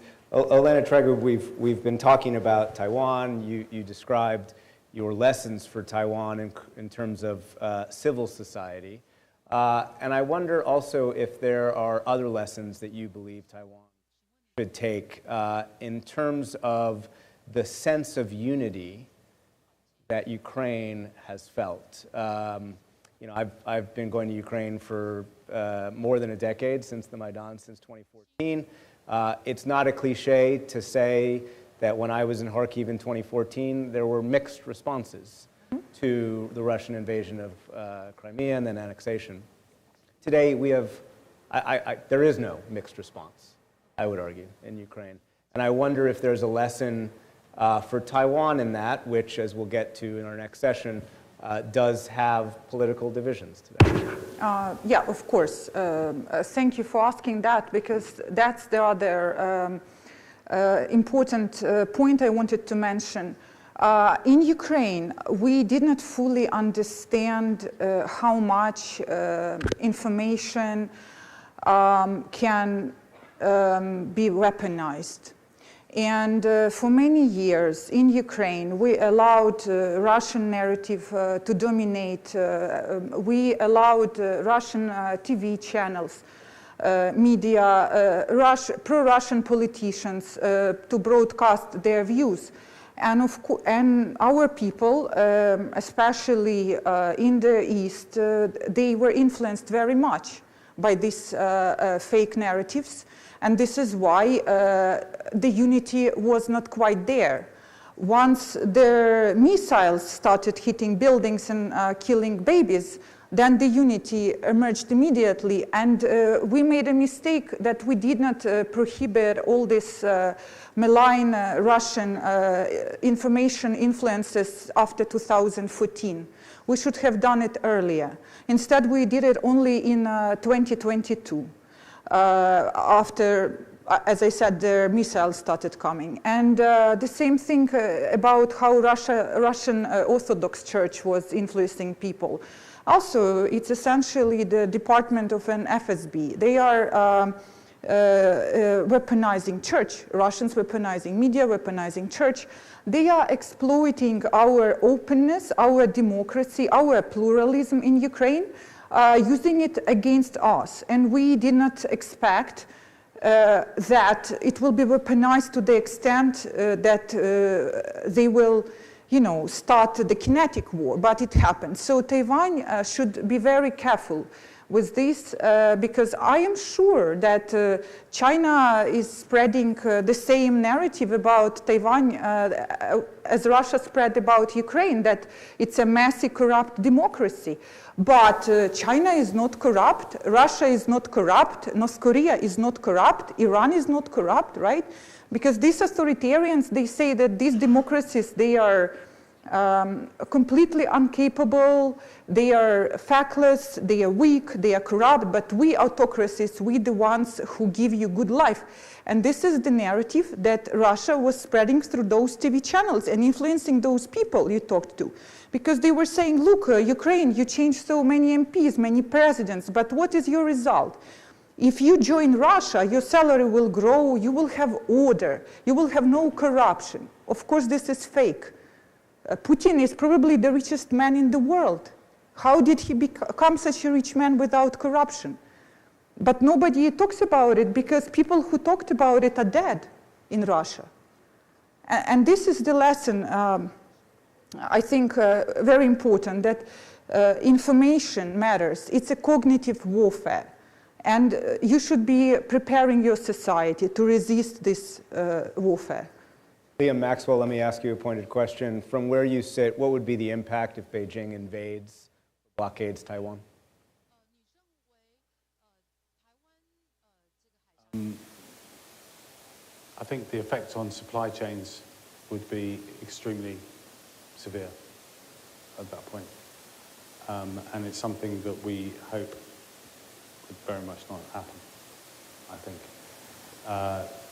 We all saw what happened, think about what happened during COVID, which interrupted supply chains a small amount. And then think about what happens if you actually start to interrupt the supply chain of things where only only the components of some things are only made in Taiwan. So that is a major change. And that brings us back to that idea about societal resilience, nation-state resilience, not just in Taiwan, but also in countries around the world, is to sit and understand and game out what happens when you're faced with these questions. I work with governments around the world. I work with about 60 governments.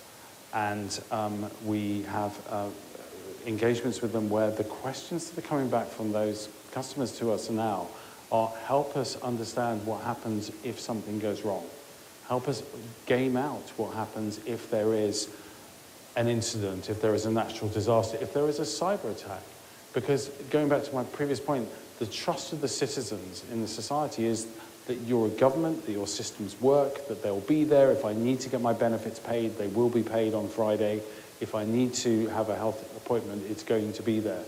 If you have those things in place, if you have the continuity of government that's possible, that means the heavy lifting of running a society has been resolved. And I think it is really incumbent on all governments to try and be in that position where they are resilient, able to have continuity of government. And I would say an example of that was the education system, the university application system in Ukraine, which my team put together, which meant that anybody, no matter where they were in the world, could take their Ukrainian university entry exams. And that was not a sign of defiance, it was a sign of strength to say, we're still here, we've still got a government, we're still working, and you can still, life carries on. And that's actually one of the most powerful things that we can help people provide. Again, this is my final question, and then we'll turn to the audience. Peter MacKay, forgive me for bringing it back to Trump, but I think this will give you an opportunity to perhaps say in something a larger point. When the President of the United States argues it's okay to annex Greenland on the basis of national security, including using military force, when it's okay to use economic force to perhaps force Canada to become the 51st state, does that erode the moral ground, the moral high ground, to argue that Beijing should not invade Taiwan? Well, look, firstly, Canada's never going to be the 51st state of the United States. As much as we admire and partner with and work with on so many levels, it's just not in the cards. I think the point was made in a very articulate way that authoritarian, totalitarian countries like to poke holes in democratic countries and say, you see, one that comes to mind when there's a big protest in a democratic country. You see how out of control these democracies are. Imagine letting your people go out into the streets and protest. Well, what happens in totalitarian countries like Iran, like Russia, like China, is that they crush the people. They arrest them. They eliminate them. They disappear. And this is what is the real narrative. And the people in those countries that crave democracy, that civil societies that promote it, the use of communication that tells those in non-democratic countries what's really happening in the rest of the world. It's why the media are so important. And I'm not blowing smoke, but it is so important to get those stories out. Does it justify or in some way mollify China invading Taiwan to say, look at what the President of the United States is saying about Greenland, Denmark, Canada, Panama? No, absolutely not. There is no moral equivalency. Number one, these are musings. These are mouthing words, not actually sending shock troops into the streets to crush democratic expression. The very essence, the very lifeblood of democracy is people's dissent and their willingness, ability to express that to the people who they've elected, who they can unelect. And that's, that is, as I said before, not only fragile, it can be fleeting. We saw one of the most tragic examples in my lifetime of what happened in Afghanistan. They had for a brief moment a taste of what it would be like to go and mark a ballot without a gun. And so I think the hard lessons of democracy are that indeed it is worth fighting for. It is worth also reaching out to other democratic countries, as flawed as they may be, and saying, help us. And the last thing I'll say is when your friends and partners pull back, and when they very deliberately say, we don't want to be your friend anymore, you have to find other friends. And you have to work hard sometimes to keep those friendships up so they don't pull away. But if that is the determination, then you simply have to wait for cooler heads to prevail and go out and fortify your other friendships, because they're there. There's a lot of countries who I know are very much interested in engaging in meaningful relationships. And that's what it comes down to. Relationships that are built on trust and the knowledge that they have your back when you need them most. On that note, let's open it up to the audience. I'm just going to look around and just see where our hands are, make sure I don't miss anyone. All right, so we'll start on this side and then we'll come around.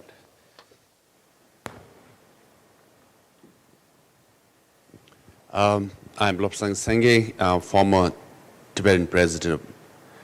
I went to Kyiv for 36 hours last October, and 3 Shahed drones hit, And I didn't run to the bunker, I slept in the hotel room. So I went there to show solidarity.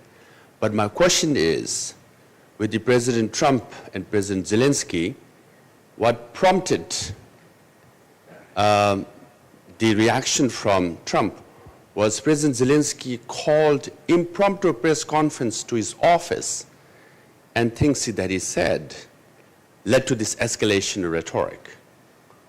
So my question is, will you advise Taiwan, each time President Trump says something about Taiwan, should President of Taiwan also call impromptu press conference to respond to President Trump or not?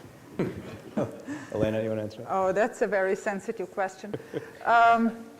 I think, in my opinion, I think the best now for the president in such situation to wait a bit and to let other partners speak for him.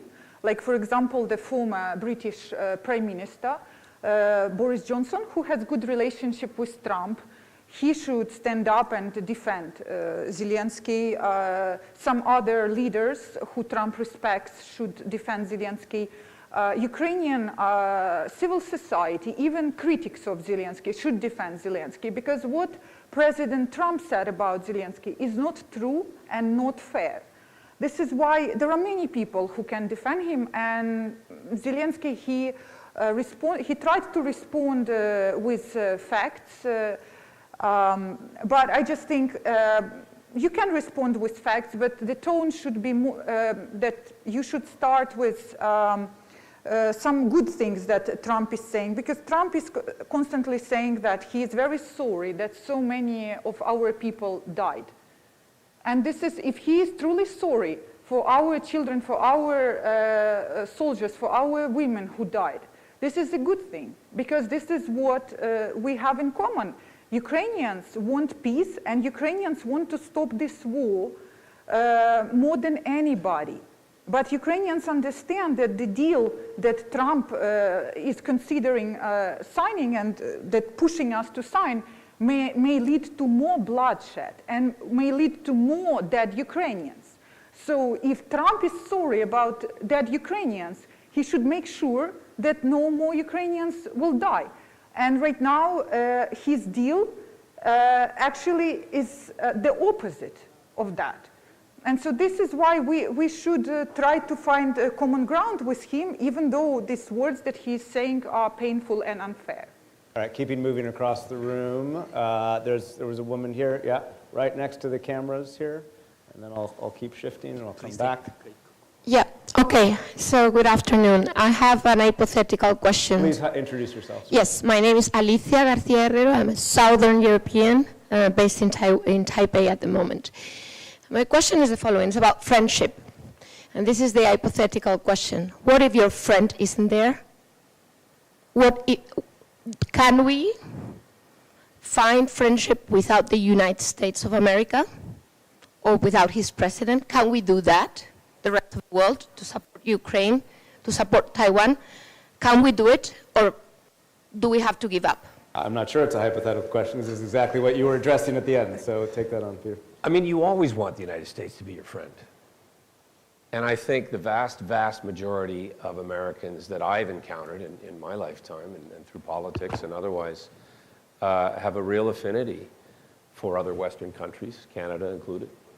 And so I think you can simultaneously pursue those friendships and that attachment and partnership that we crave, but also perhaps at various moments in time, this being one of them, lean on others. And you can't respond, just to go back very briefly to the question, you can't respond to every sling and arrow that comes your way. You can't. You got to govern. You have to make important internal decisions and external decisions. And if you're just responding to one, albeit very loud voice, it's going to have, I think, a detrimental impact over time. There's an expression, roughly, you can't fight with a skunk, right? You'll get smelly and the skunk likes it. So there's no point, in some cases, responding each and every time there's a rhetorical thunderbolt that comes out. But I think there is enough resilience, to use that word again, amongst the Western allies to continue to strengthen the ties that bind. There was a hand right on this side. Yeah, please.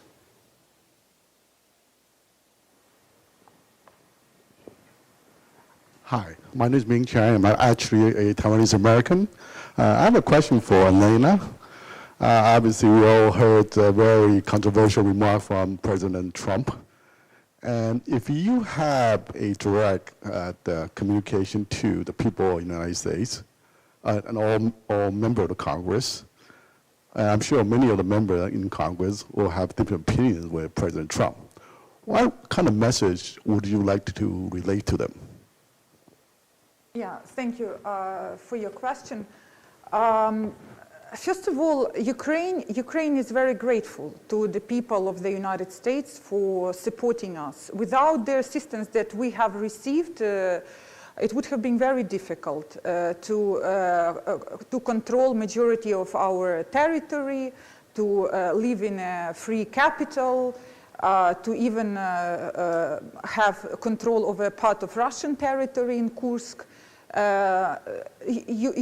American assistance made us stronger. We're very grateful for that. And we also should remember that majority of American voters, including Trump voters, they do support Ukraine. They do.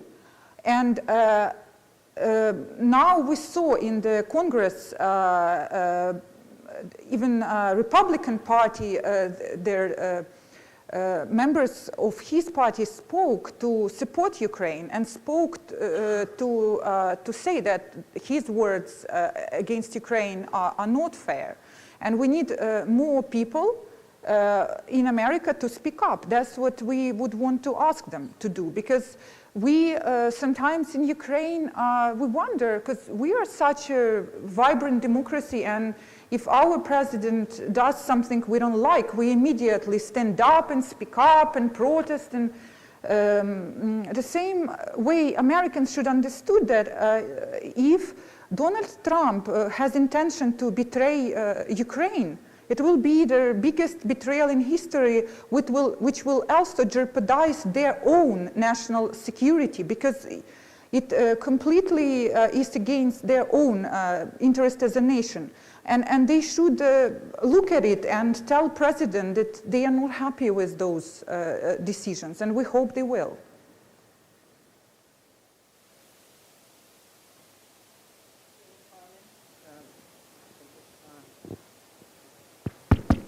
Jane Harmon, former member of U.S. Congress, and very disappointed in the timidity of my former colleagues on this topic.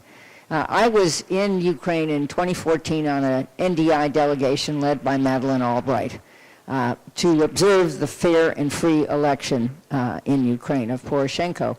And I remember Madeleine commenting that Russian penetration of Ukrainian TV was enormous. And in spite of that, it was a fair and free election. Now we have social media in massive amounts, and that wasn't mentioned here. And my question is there any way to prevent or at least reduce Russian disinformation on social media, and will it become even more potent than penetration of TV? Liam, is that something that you want to engage on?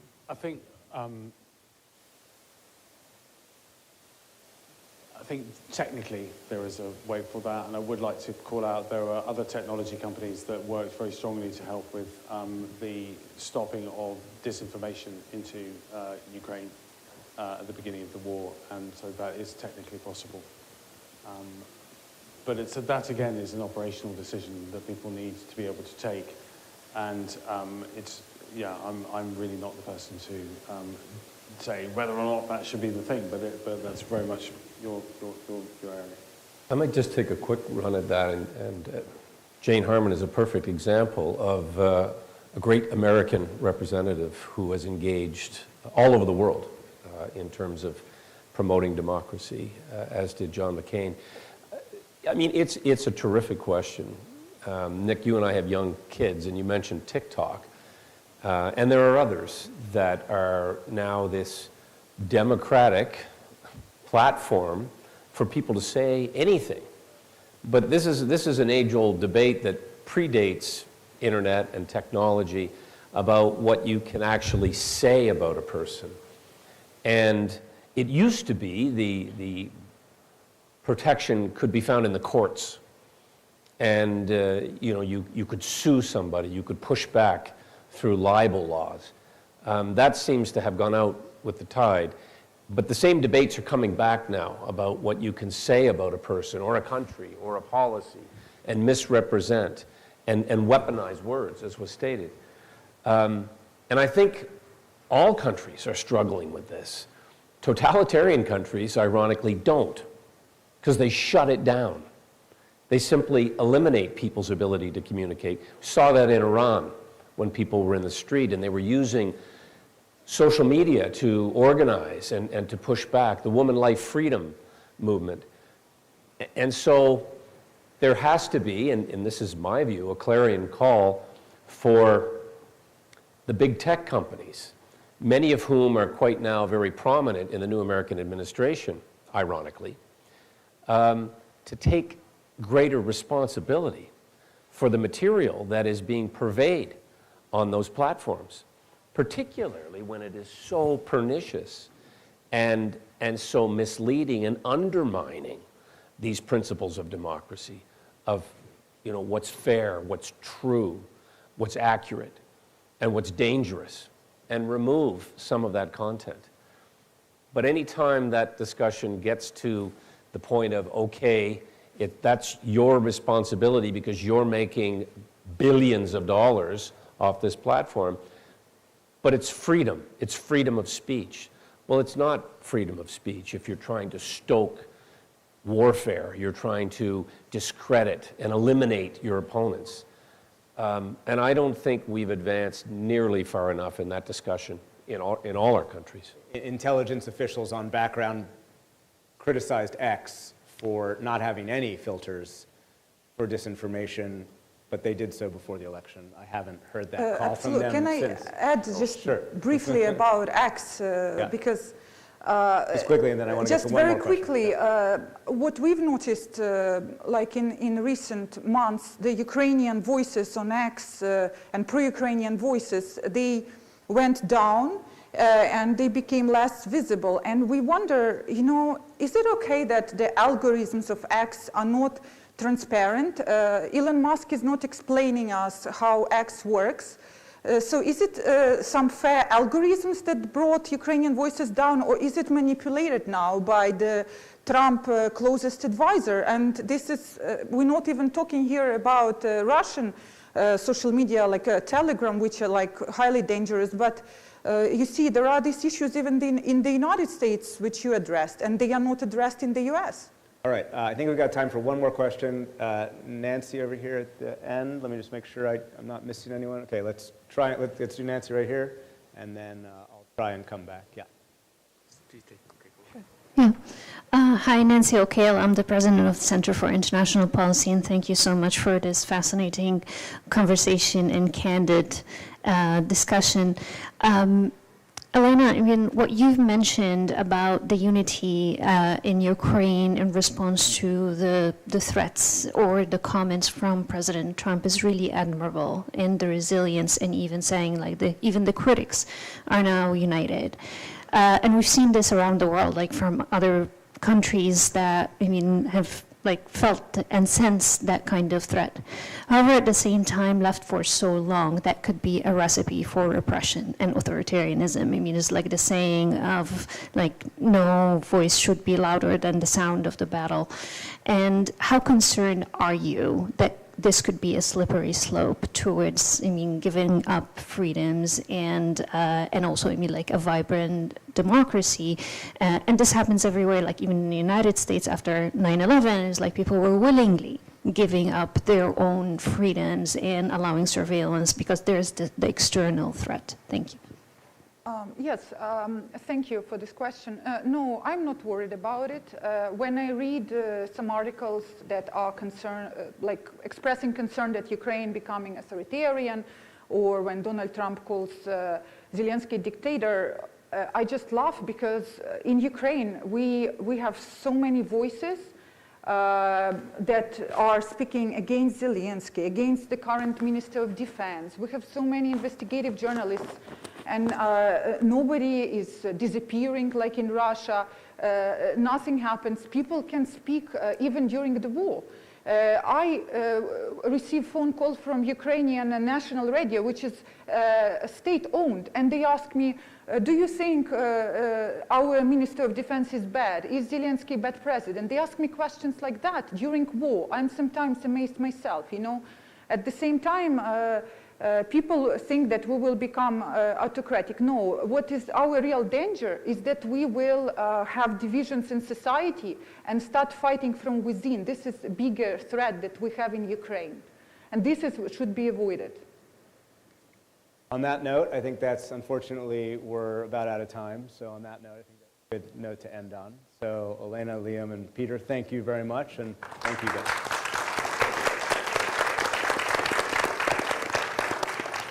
Thank you. Thank you very much. Thank you. Thanks, Liam.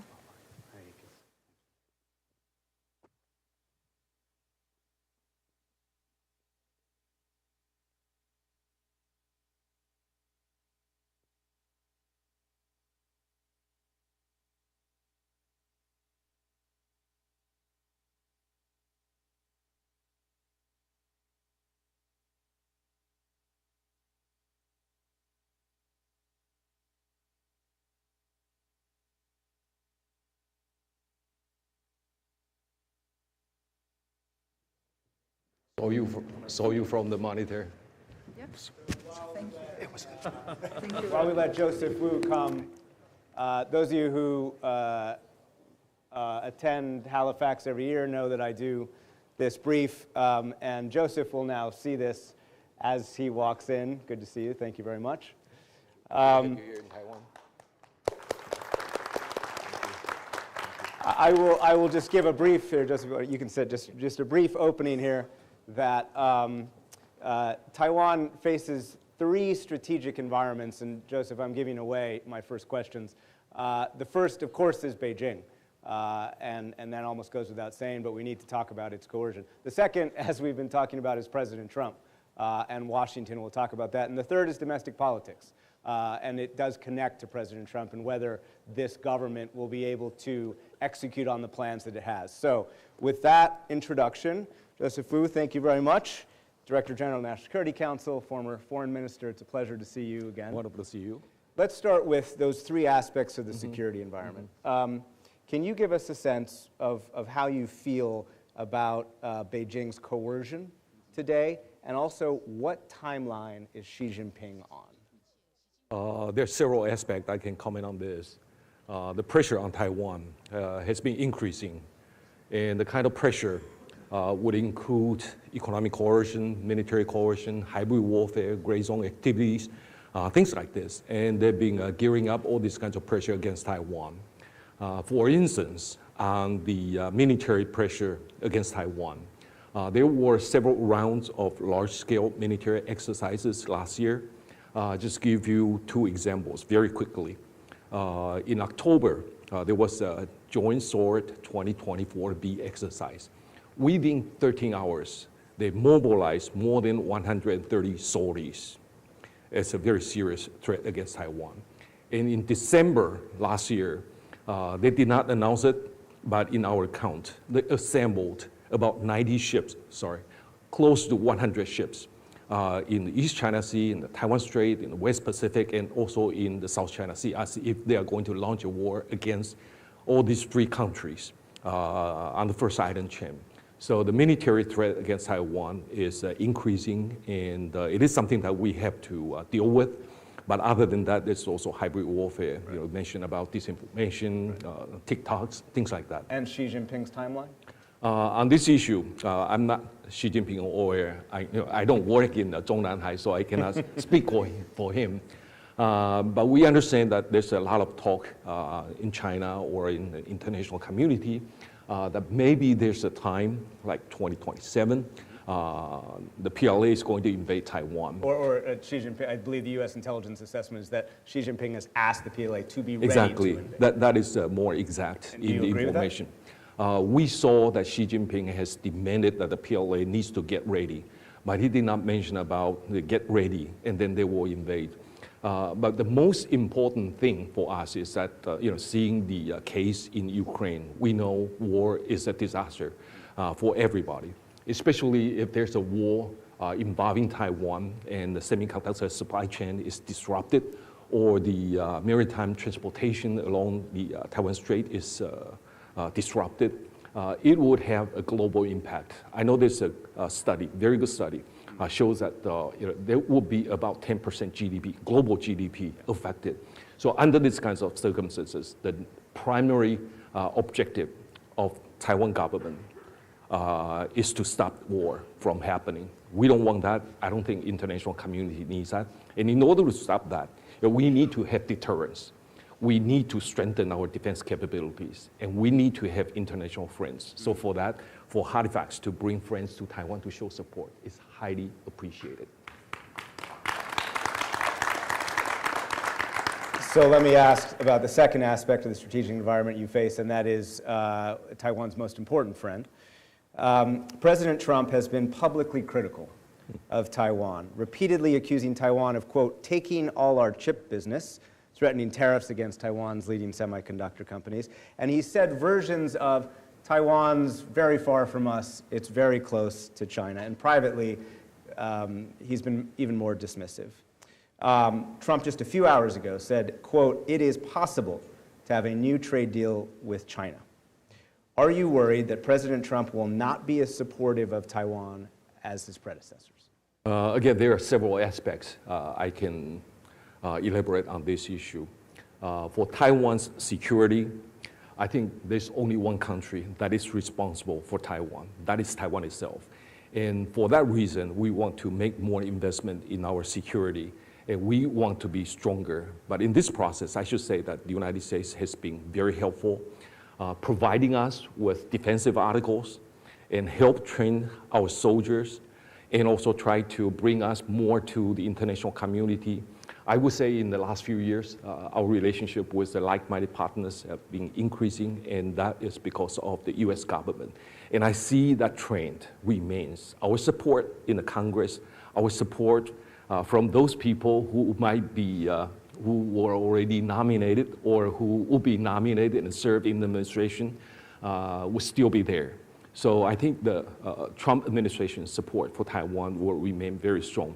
But for the issue that you just mentioned, the economic relations between Taiwan and the United States, even though there was some mentioning that we stole American jobs and we stole American chip businesses, I need to stress that if you look at the TSMC, they started from scratch.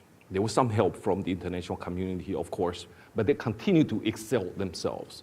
We did not steal anything from anybody. And Taiwan has been very honest in doing business with the international community. I know there's a guy who has been stealing stuff from us, from the United States, and from others. And that is that big fat bully from our neighborhood.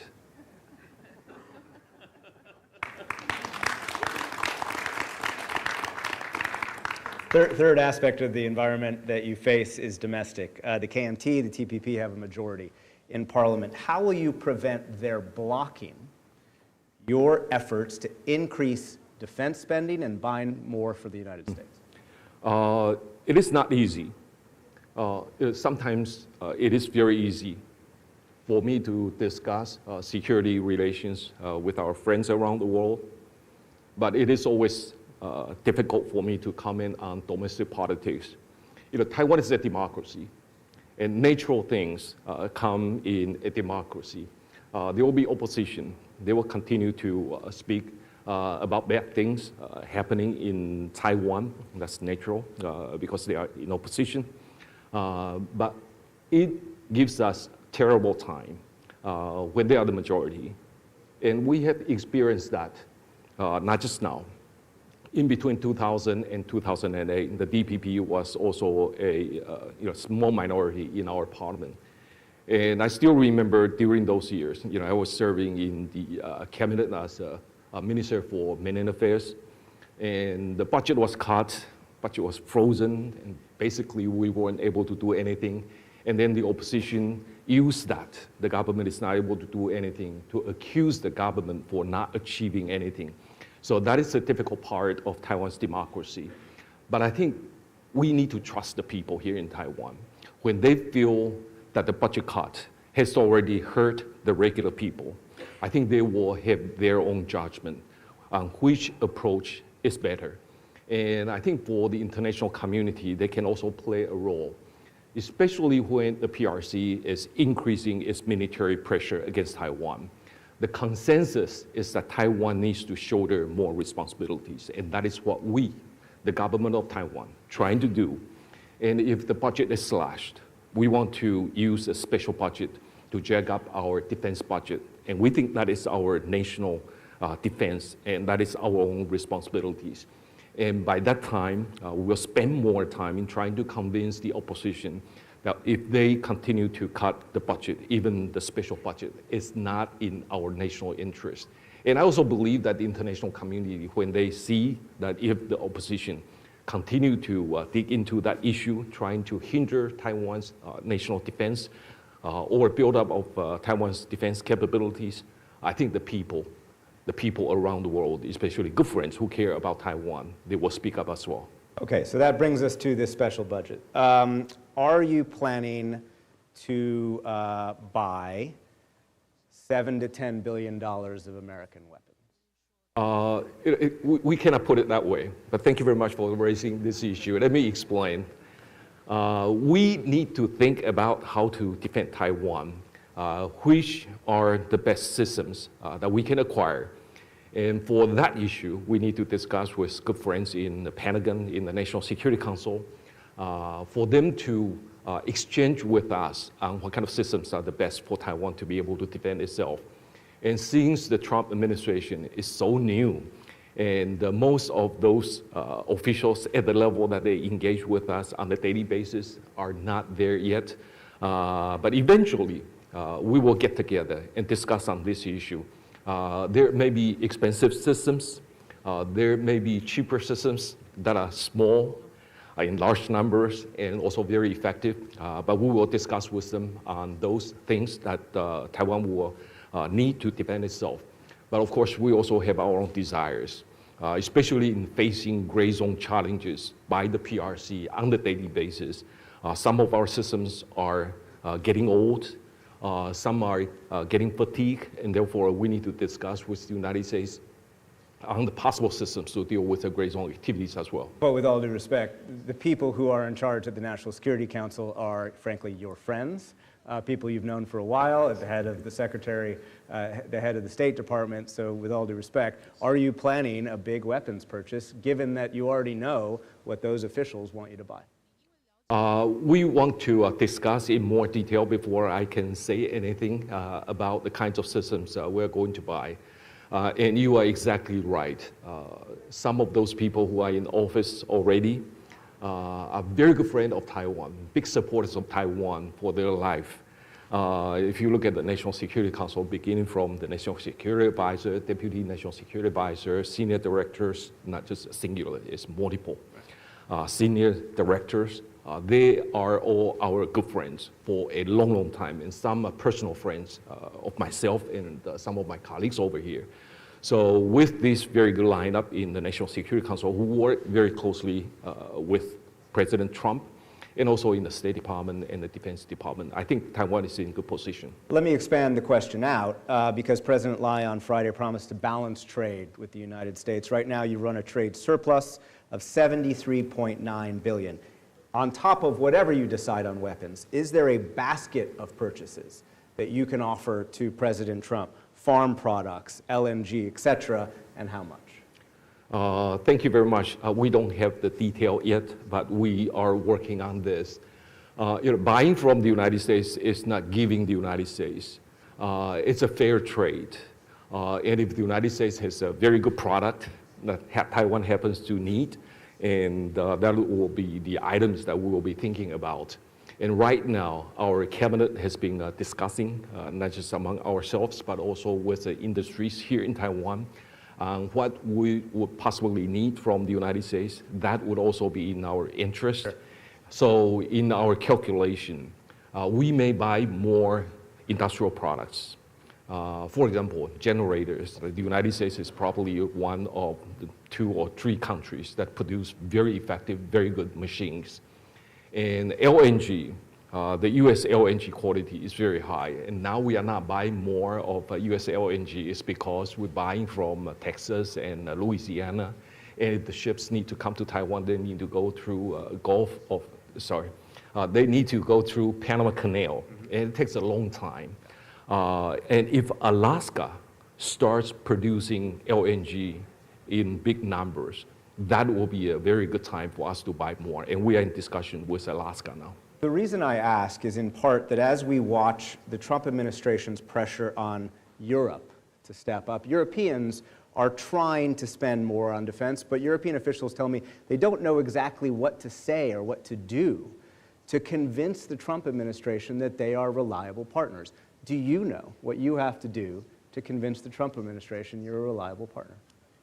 If you look at the history of the relations between Taiwan and the United States, Taiwan has been a very loyal and very good, very reliable partner of the United States for a long time. And I still remember when President Trump was in office for the first time, Trump first, their standard way of describing Taiwan, and I still remember in my head so clearly, Taiwan is a democratic success story, a reliable partner, and a force for good in the world. And that was in the first Trump administration. And now comes the Trump second. I don't think that is going to go away. So Taiwan will continue to be reliable. And Taiwan will be a very reliable business partner as well. President Trump is talking about semiconductors, especially the most advanced. And we are discussing right now on how we can complement with each other. President Lai mentioned an initiative last Friday, and he also touched upon that a little bit earlier. We want to create a semiconductor supply chain partnership. And the United States would need advanced chips in order to facilitate the idea of AI center of the world. And Taiwan produces most of the most advanced chips, and Taiwan can support the United States. And other than that, Netherlands has very good machine tools.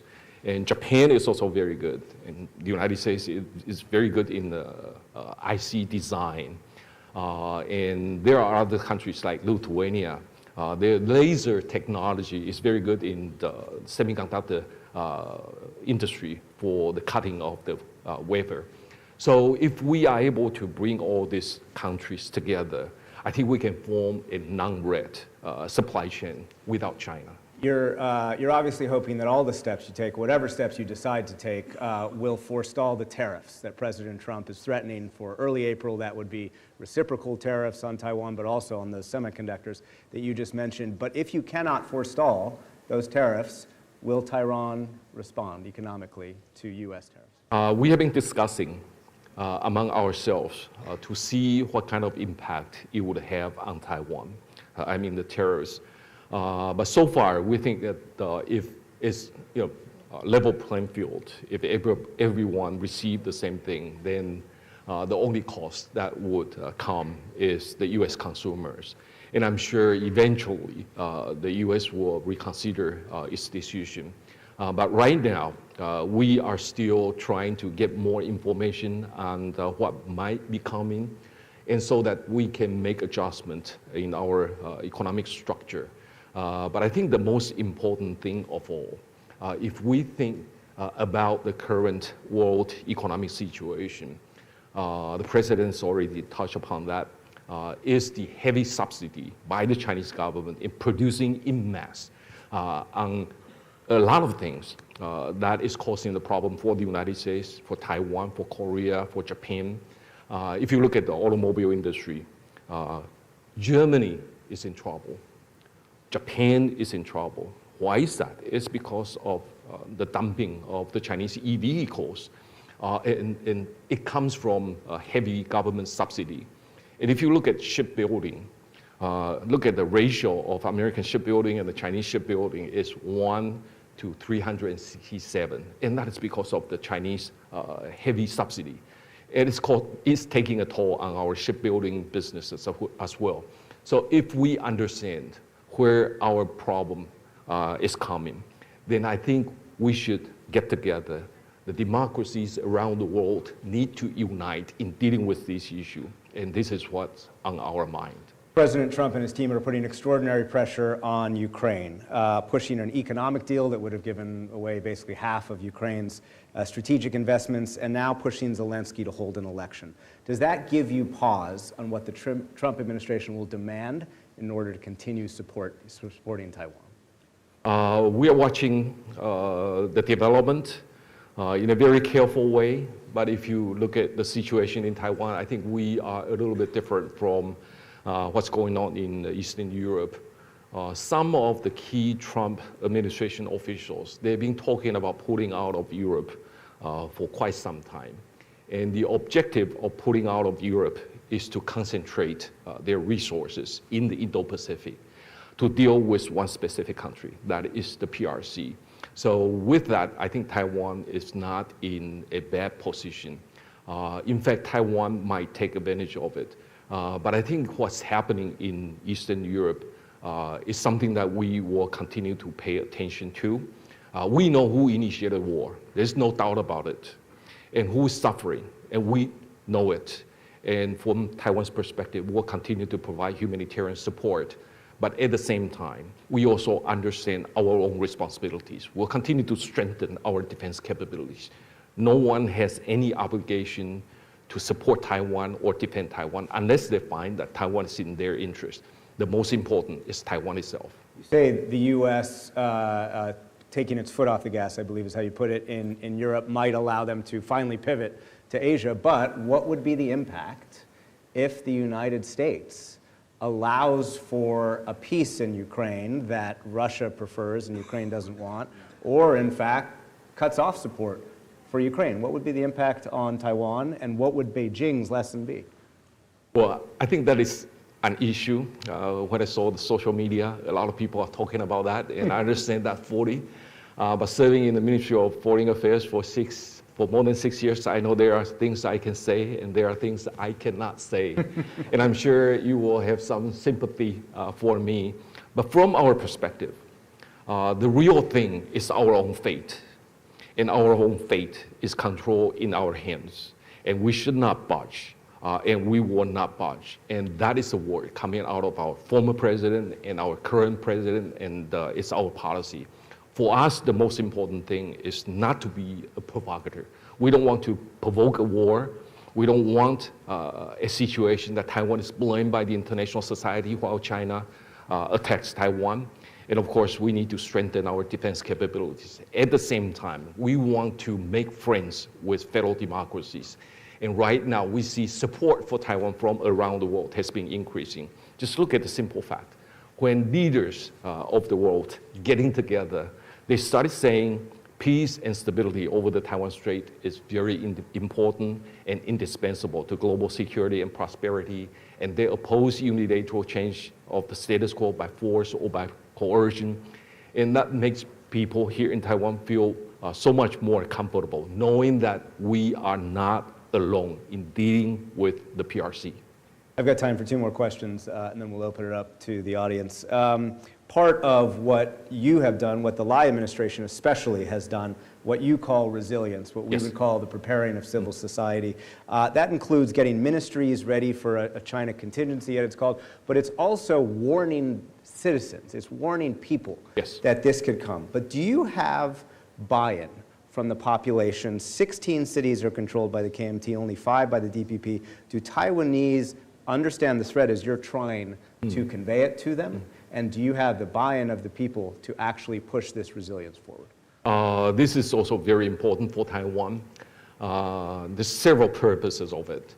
One is that we don't want China to mistake that they can take Taiwan over very quickly, that the people here in Taiwan don't know how to save themselves. So this is the number 1 purpose. The number 2 purpose is that if there's going to be a crisis, the people here in Taiwan can sustain, and the government can also sustain. So this is the primary purpose. And we have launched this whole of society resilience project for about 2.5 years. It started by President Tsai, and President Lai thinks that it is very important, so he's trying to gear up this kinds of effort. We want to make sure that if crisis come, we have sufficient food supply, water supply, energy supply, and satellite communication, and all this. And this is a hard effort, and whole of the government has been working on this whole of society resilience project. And other than that, we will also work together with civil societies and also the local government. So there's a sequence of things that we want to do. And right now, the central government is all mobilized. Do you have buy-in from people, do you think? I'm sorry? Do you have the buy-in from the population? We are trying to do that, and the president is doing a fantastic job by creating a committee, whole of society resilience committee in the presidential office by representatives from local government, NGO, things like that, so that it can be seen by the general population that we need to be ready. The more we are ready, the less likely the war will happen. And we're trying to push it down to the local government. For your information, in a few weeks, we are going to do a small exercise in one of the local cities so that that city can be seen as a model for the rest of Taiwan, and there will be representatives from other counties or cities to come and observe. So this is our effort. And I'm sure when the local government, either controlled by the KMT or the DPP, they understand that this is very important. And I started with Beijing and I'll end with Beijing. Do you believe today that it's more likely that Beijing will one day, if it decides to do this, would invade Taiwan or blockade Taiwan? It is hard. Back to the first answer, I don't work in Beijing, and therefore it's hard for me to understand the thinking of the Beijing people. But this a school of thought on the PRC. They are followers of ancient military philosopher called Sun Tzu. And Sun Tzu's #1 principle is to crush the enemy without the actual use of force. And I think what Beijing is trying to do to Taiwan seems to be like that. They want to put so much pressure on Taiwan. They want to isolate Taiwan from the international community. They want the Taiwanese people to feel that it's hopeless for us. They want to go through the disinformation, cognitive warfare, things like that, so that we will give up our defense and cave in to the Chinese demand. So, that's the situation we see. But we don't know whether China is going to invade Taiwan. And the best way to prevent that from happening is to be prepared. I know there are American leaders, previous leaders, who have been saying that in a wonderful way. And quite often for the years. So, all right, let's open it up. I'm going to start in the middle here, and I'm going to call on people, forgive me, who haven't asked a question already. So we'll start there, and then we'll go across the room. Do we have a microphone? Yeah, right here in the middle, and then we'll go to the right side. And please try and keep your questions brief and introduce yourself quickly, please. I'm Admiral Retired Nirmal Verma from the Indian Navy. U.S. policy in respect of Taiwan is based on the principles of the Taiwan's Relations Act and the 6 assurances. And it seems to have stood the test of time. Yet we find analysts talking about the need for the policy of strategic ambiguity to change to strategic clarity. Is that the perception in Taiwan, and where are the gaps seen? I know that's a U.S. Or should I wait for more questions? No, please. Yeah, I'm just directing the microphone. I know that's a U.S. Political debate, domestic political debate, and the international community has also been debating about it. And in Taiwan, some people are also commenting on this issue. But for the government officials here, the real thing is how much we are able to work together with the United States in terms of Taiwan's security. And right now, if the U.S. can continue to provide Taiwan with ammunitions or defensive articles and help us train our soldiers and continue to discuss with us on the defense principles, things like that, I think it's very clear that the United States is supporting Taiwan. And with the U.S. support, I think we will be more confident in defending ourselves. So the debate on clarity or ambiguity, to us, it may not be that meaningful. The meaningful thing is real substance, and right now, the U.S. support for Taiwan is very real. I see all the hands, but unfortunately I'm told that the Director General's time is short. So please thank Joseph Wu, Director General, National Security Council, National Security Advisor, Taiwan. Thank you very much. Thank you. Thank you. Thank you so much. Yeah. Good to see you in person. Thank you. Yeah, appreciate it. Thank you. And if you all could just stay tight for 1 second, we'll reset the stage and be right back with you.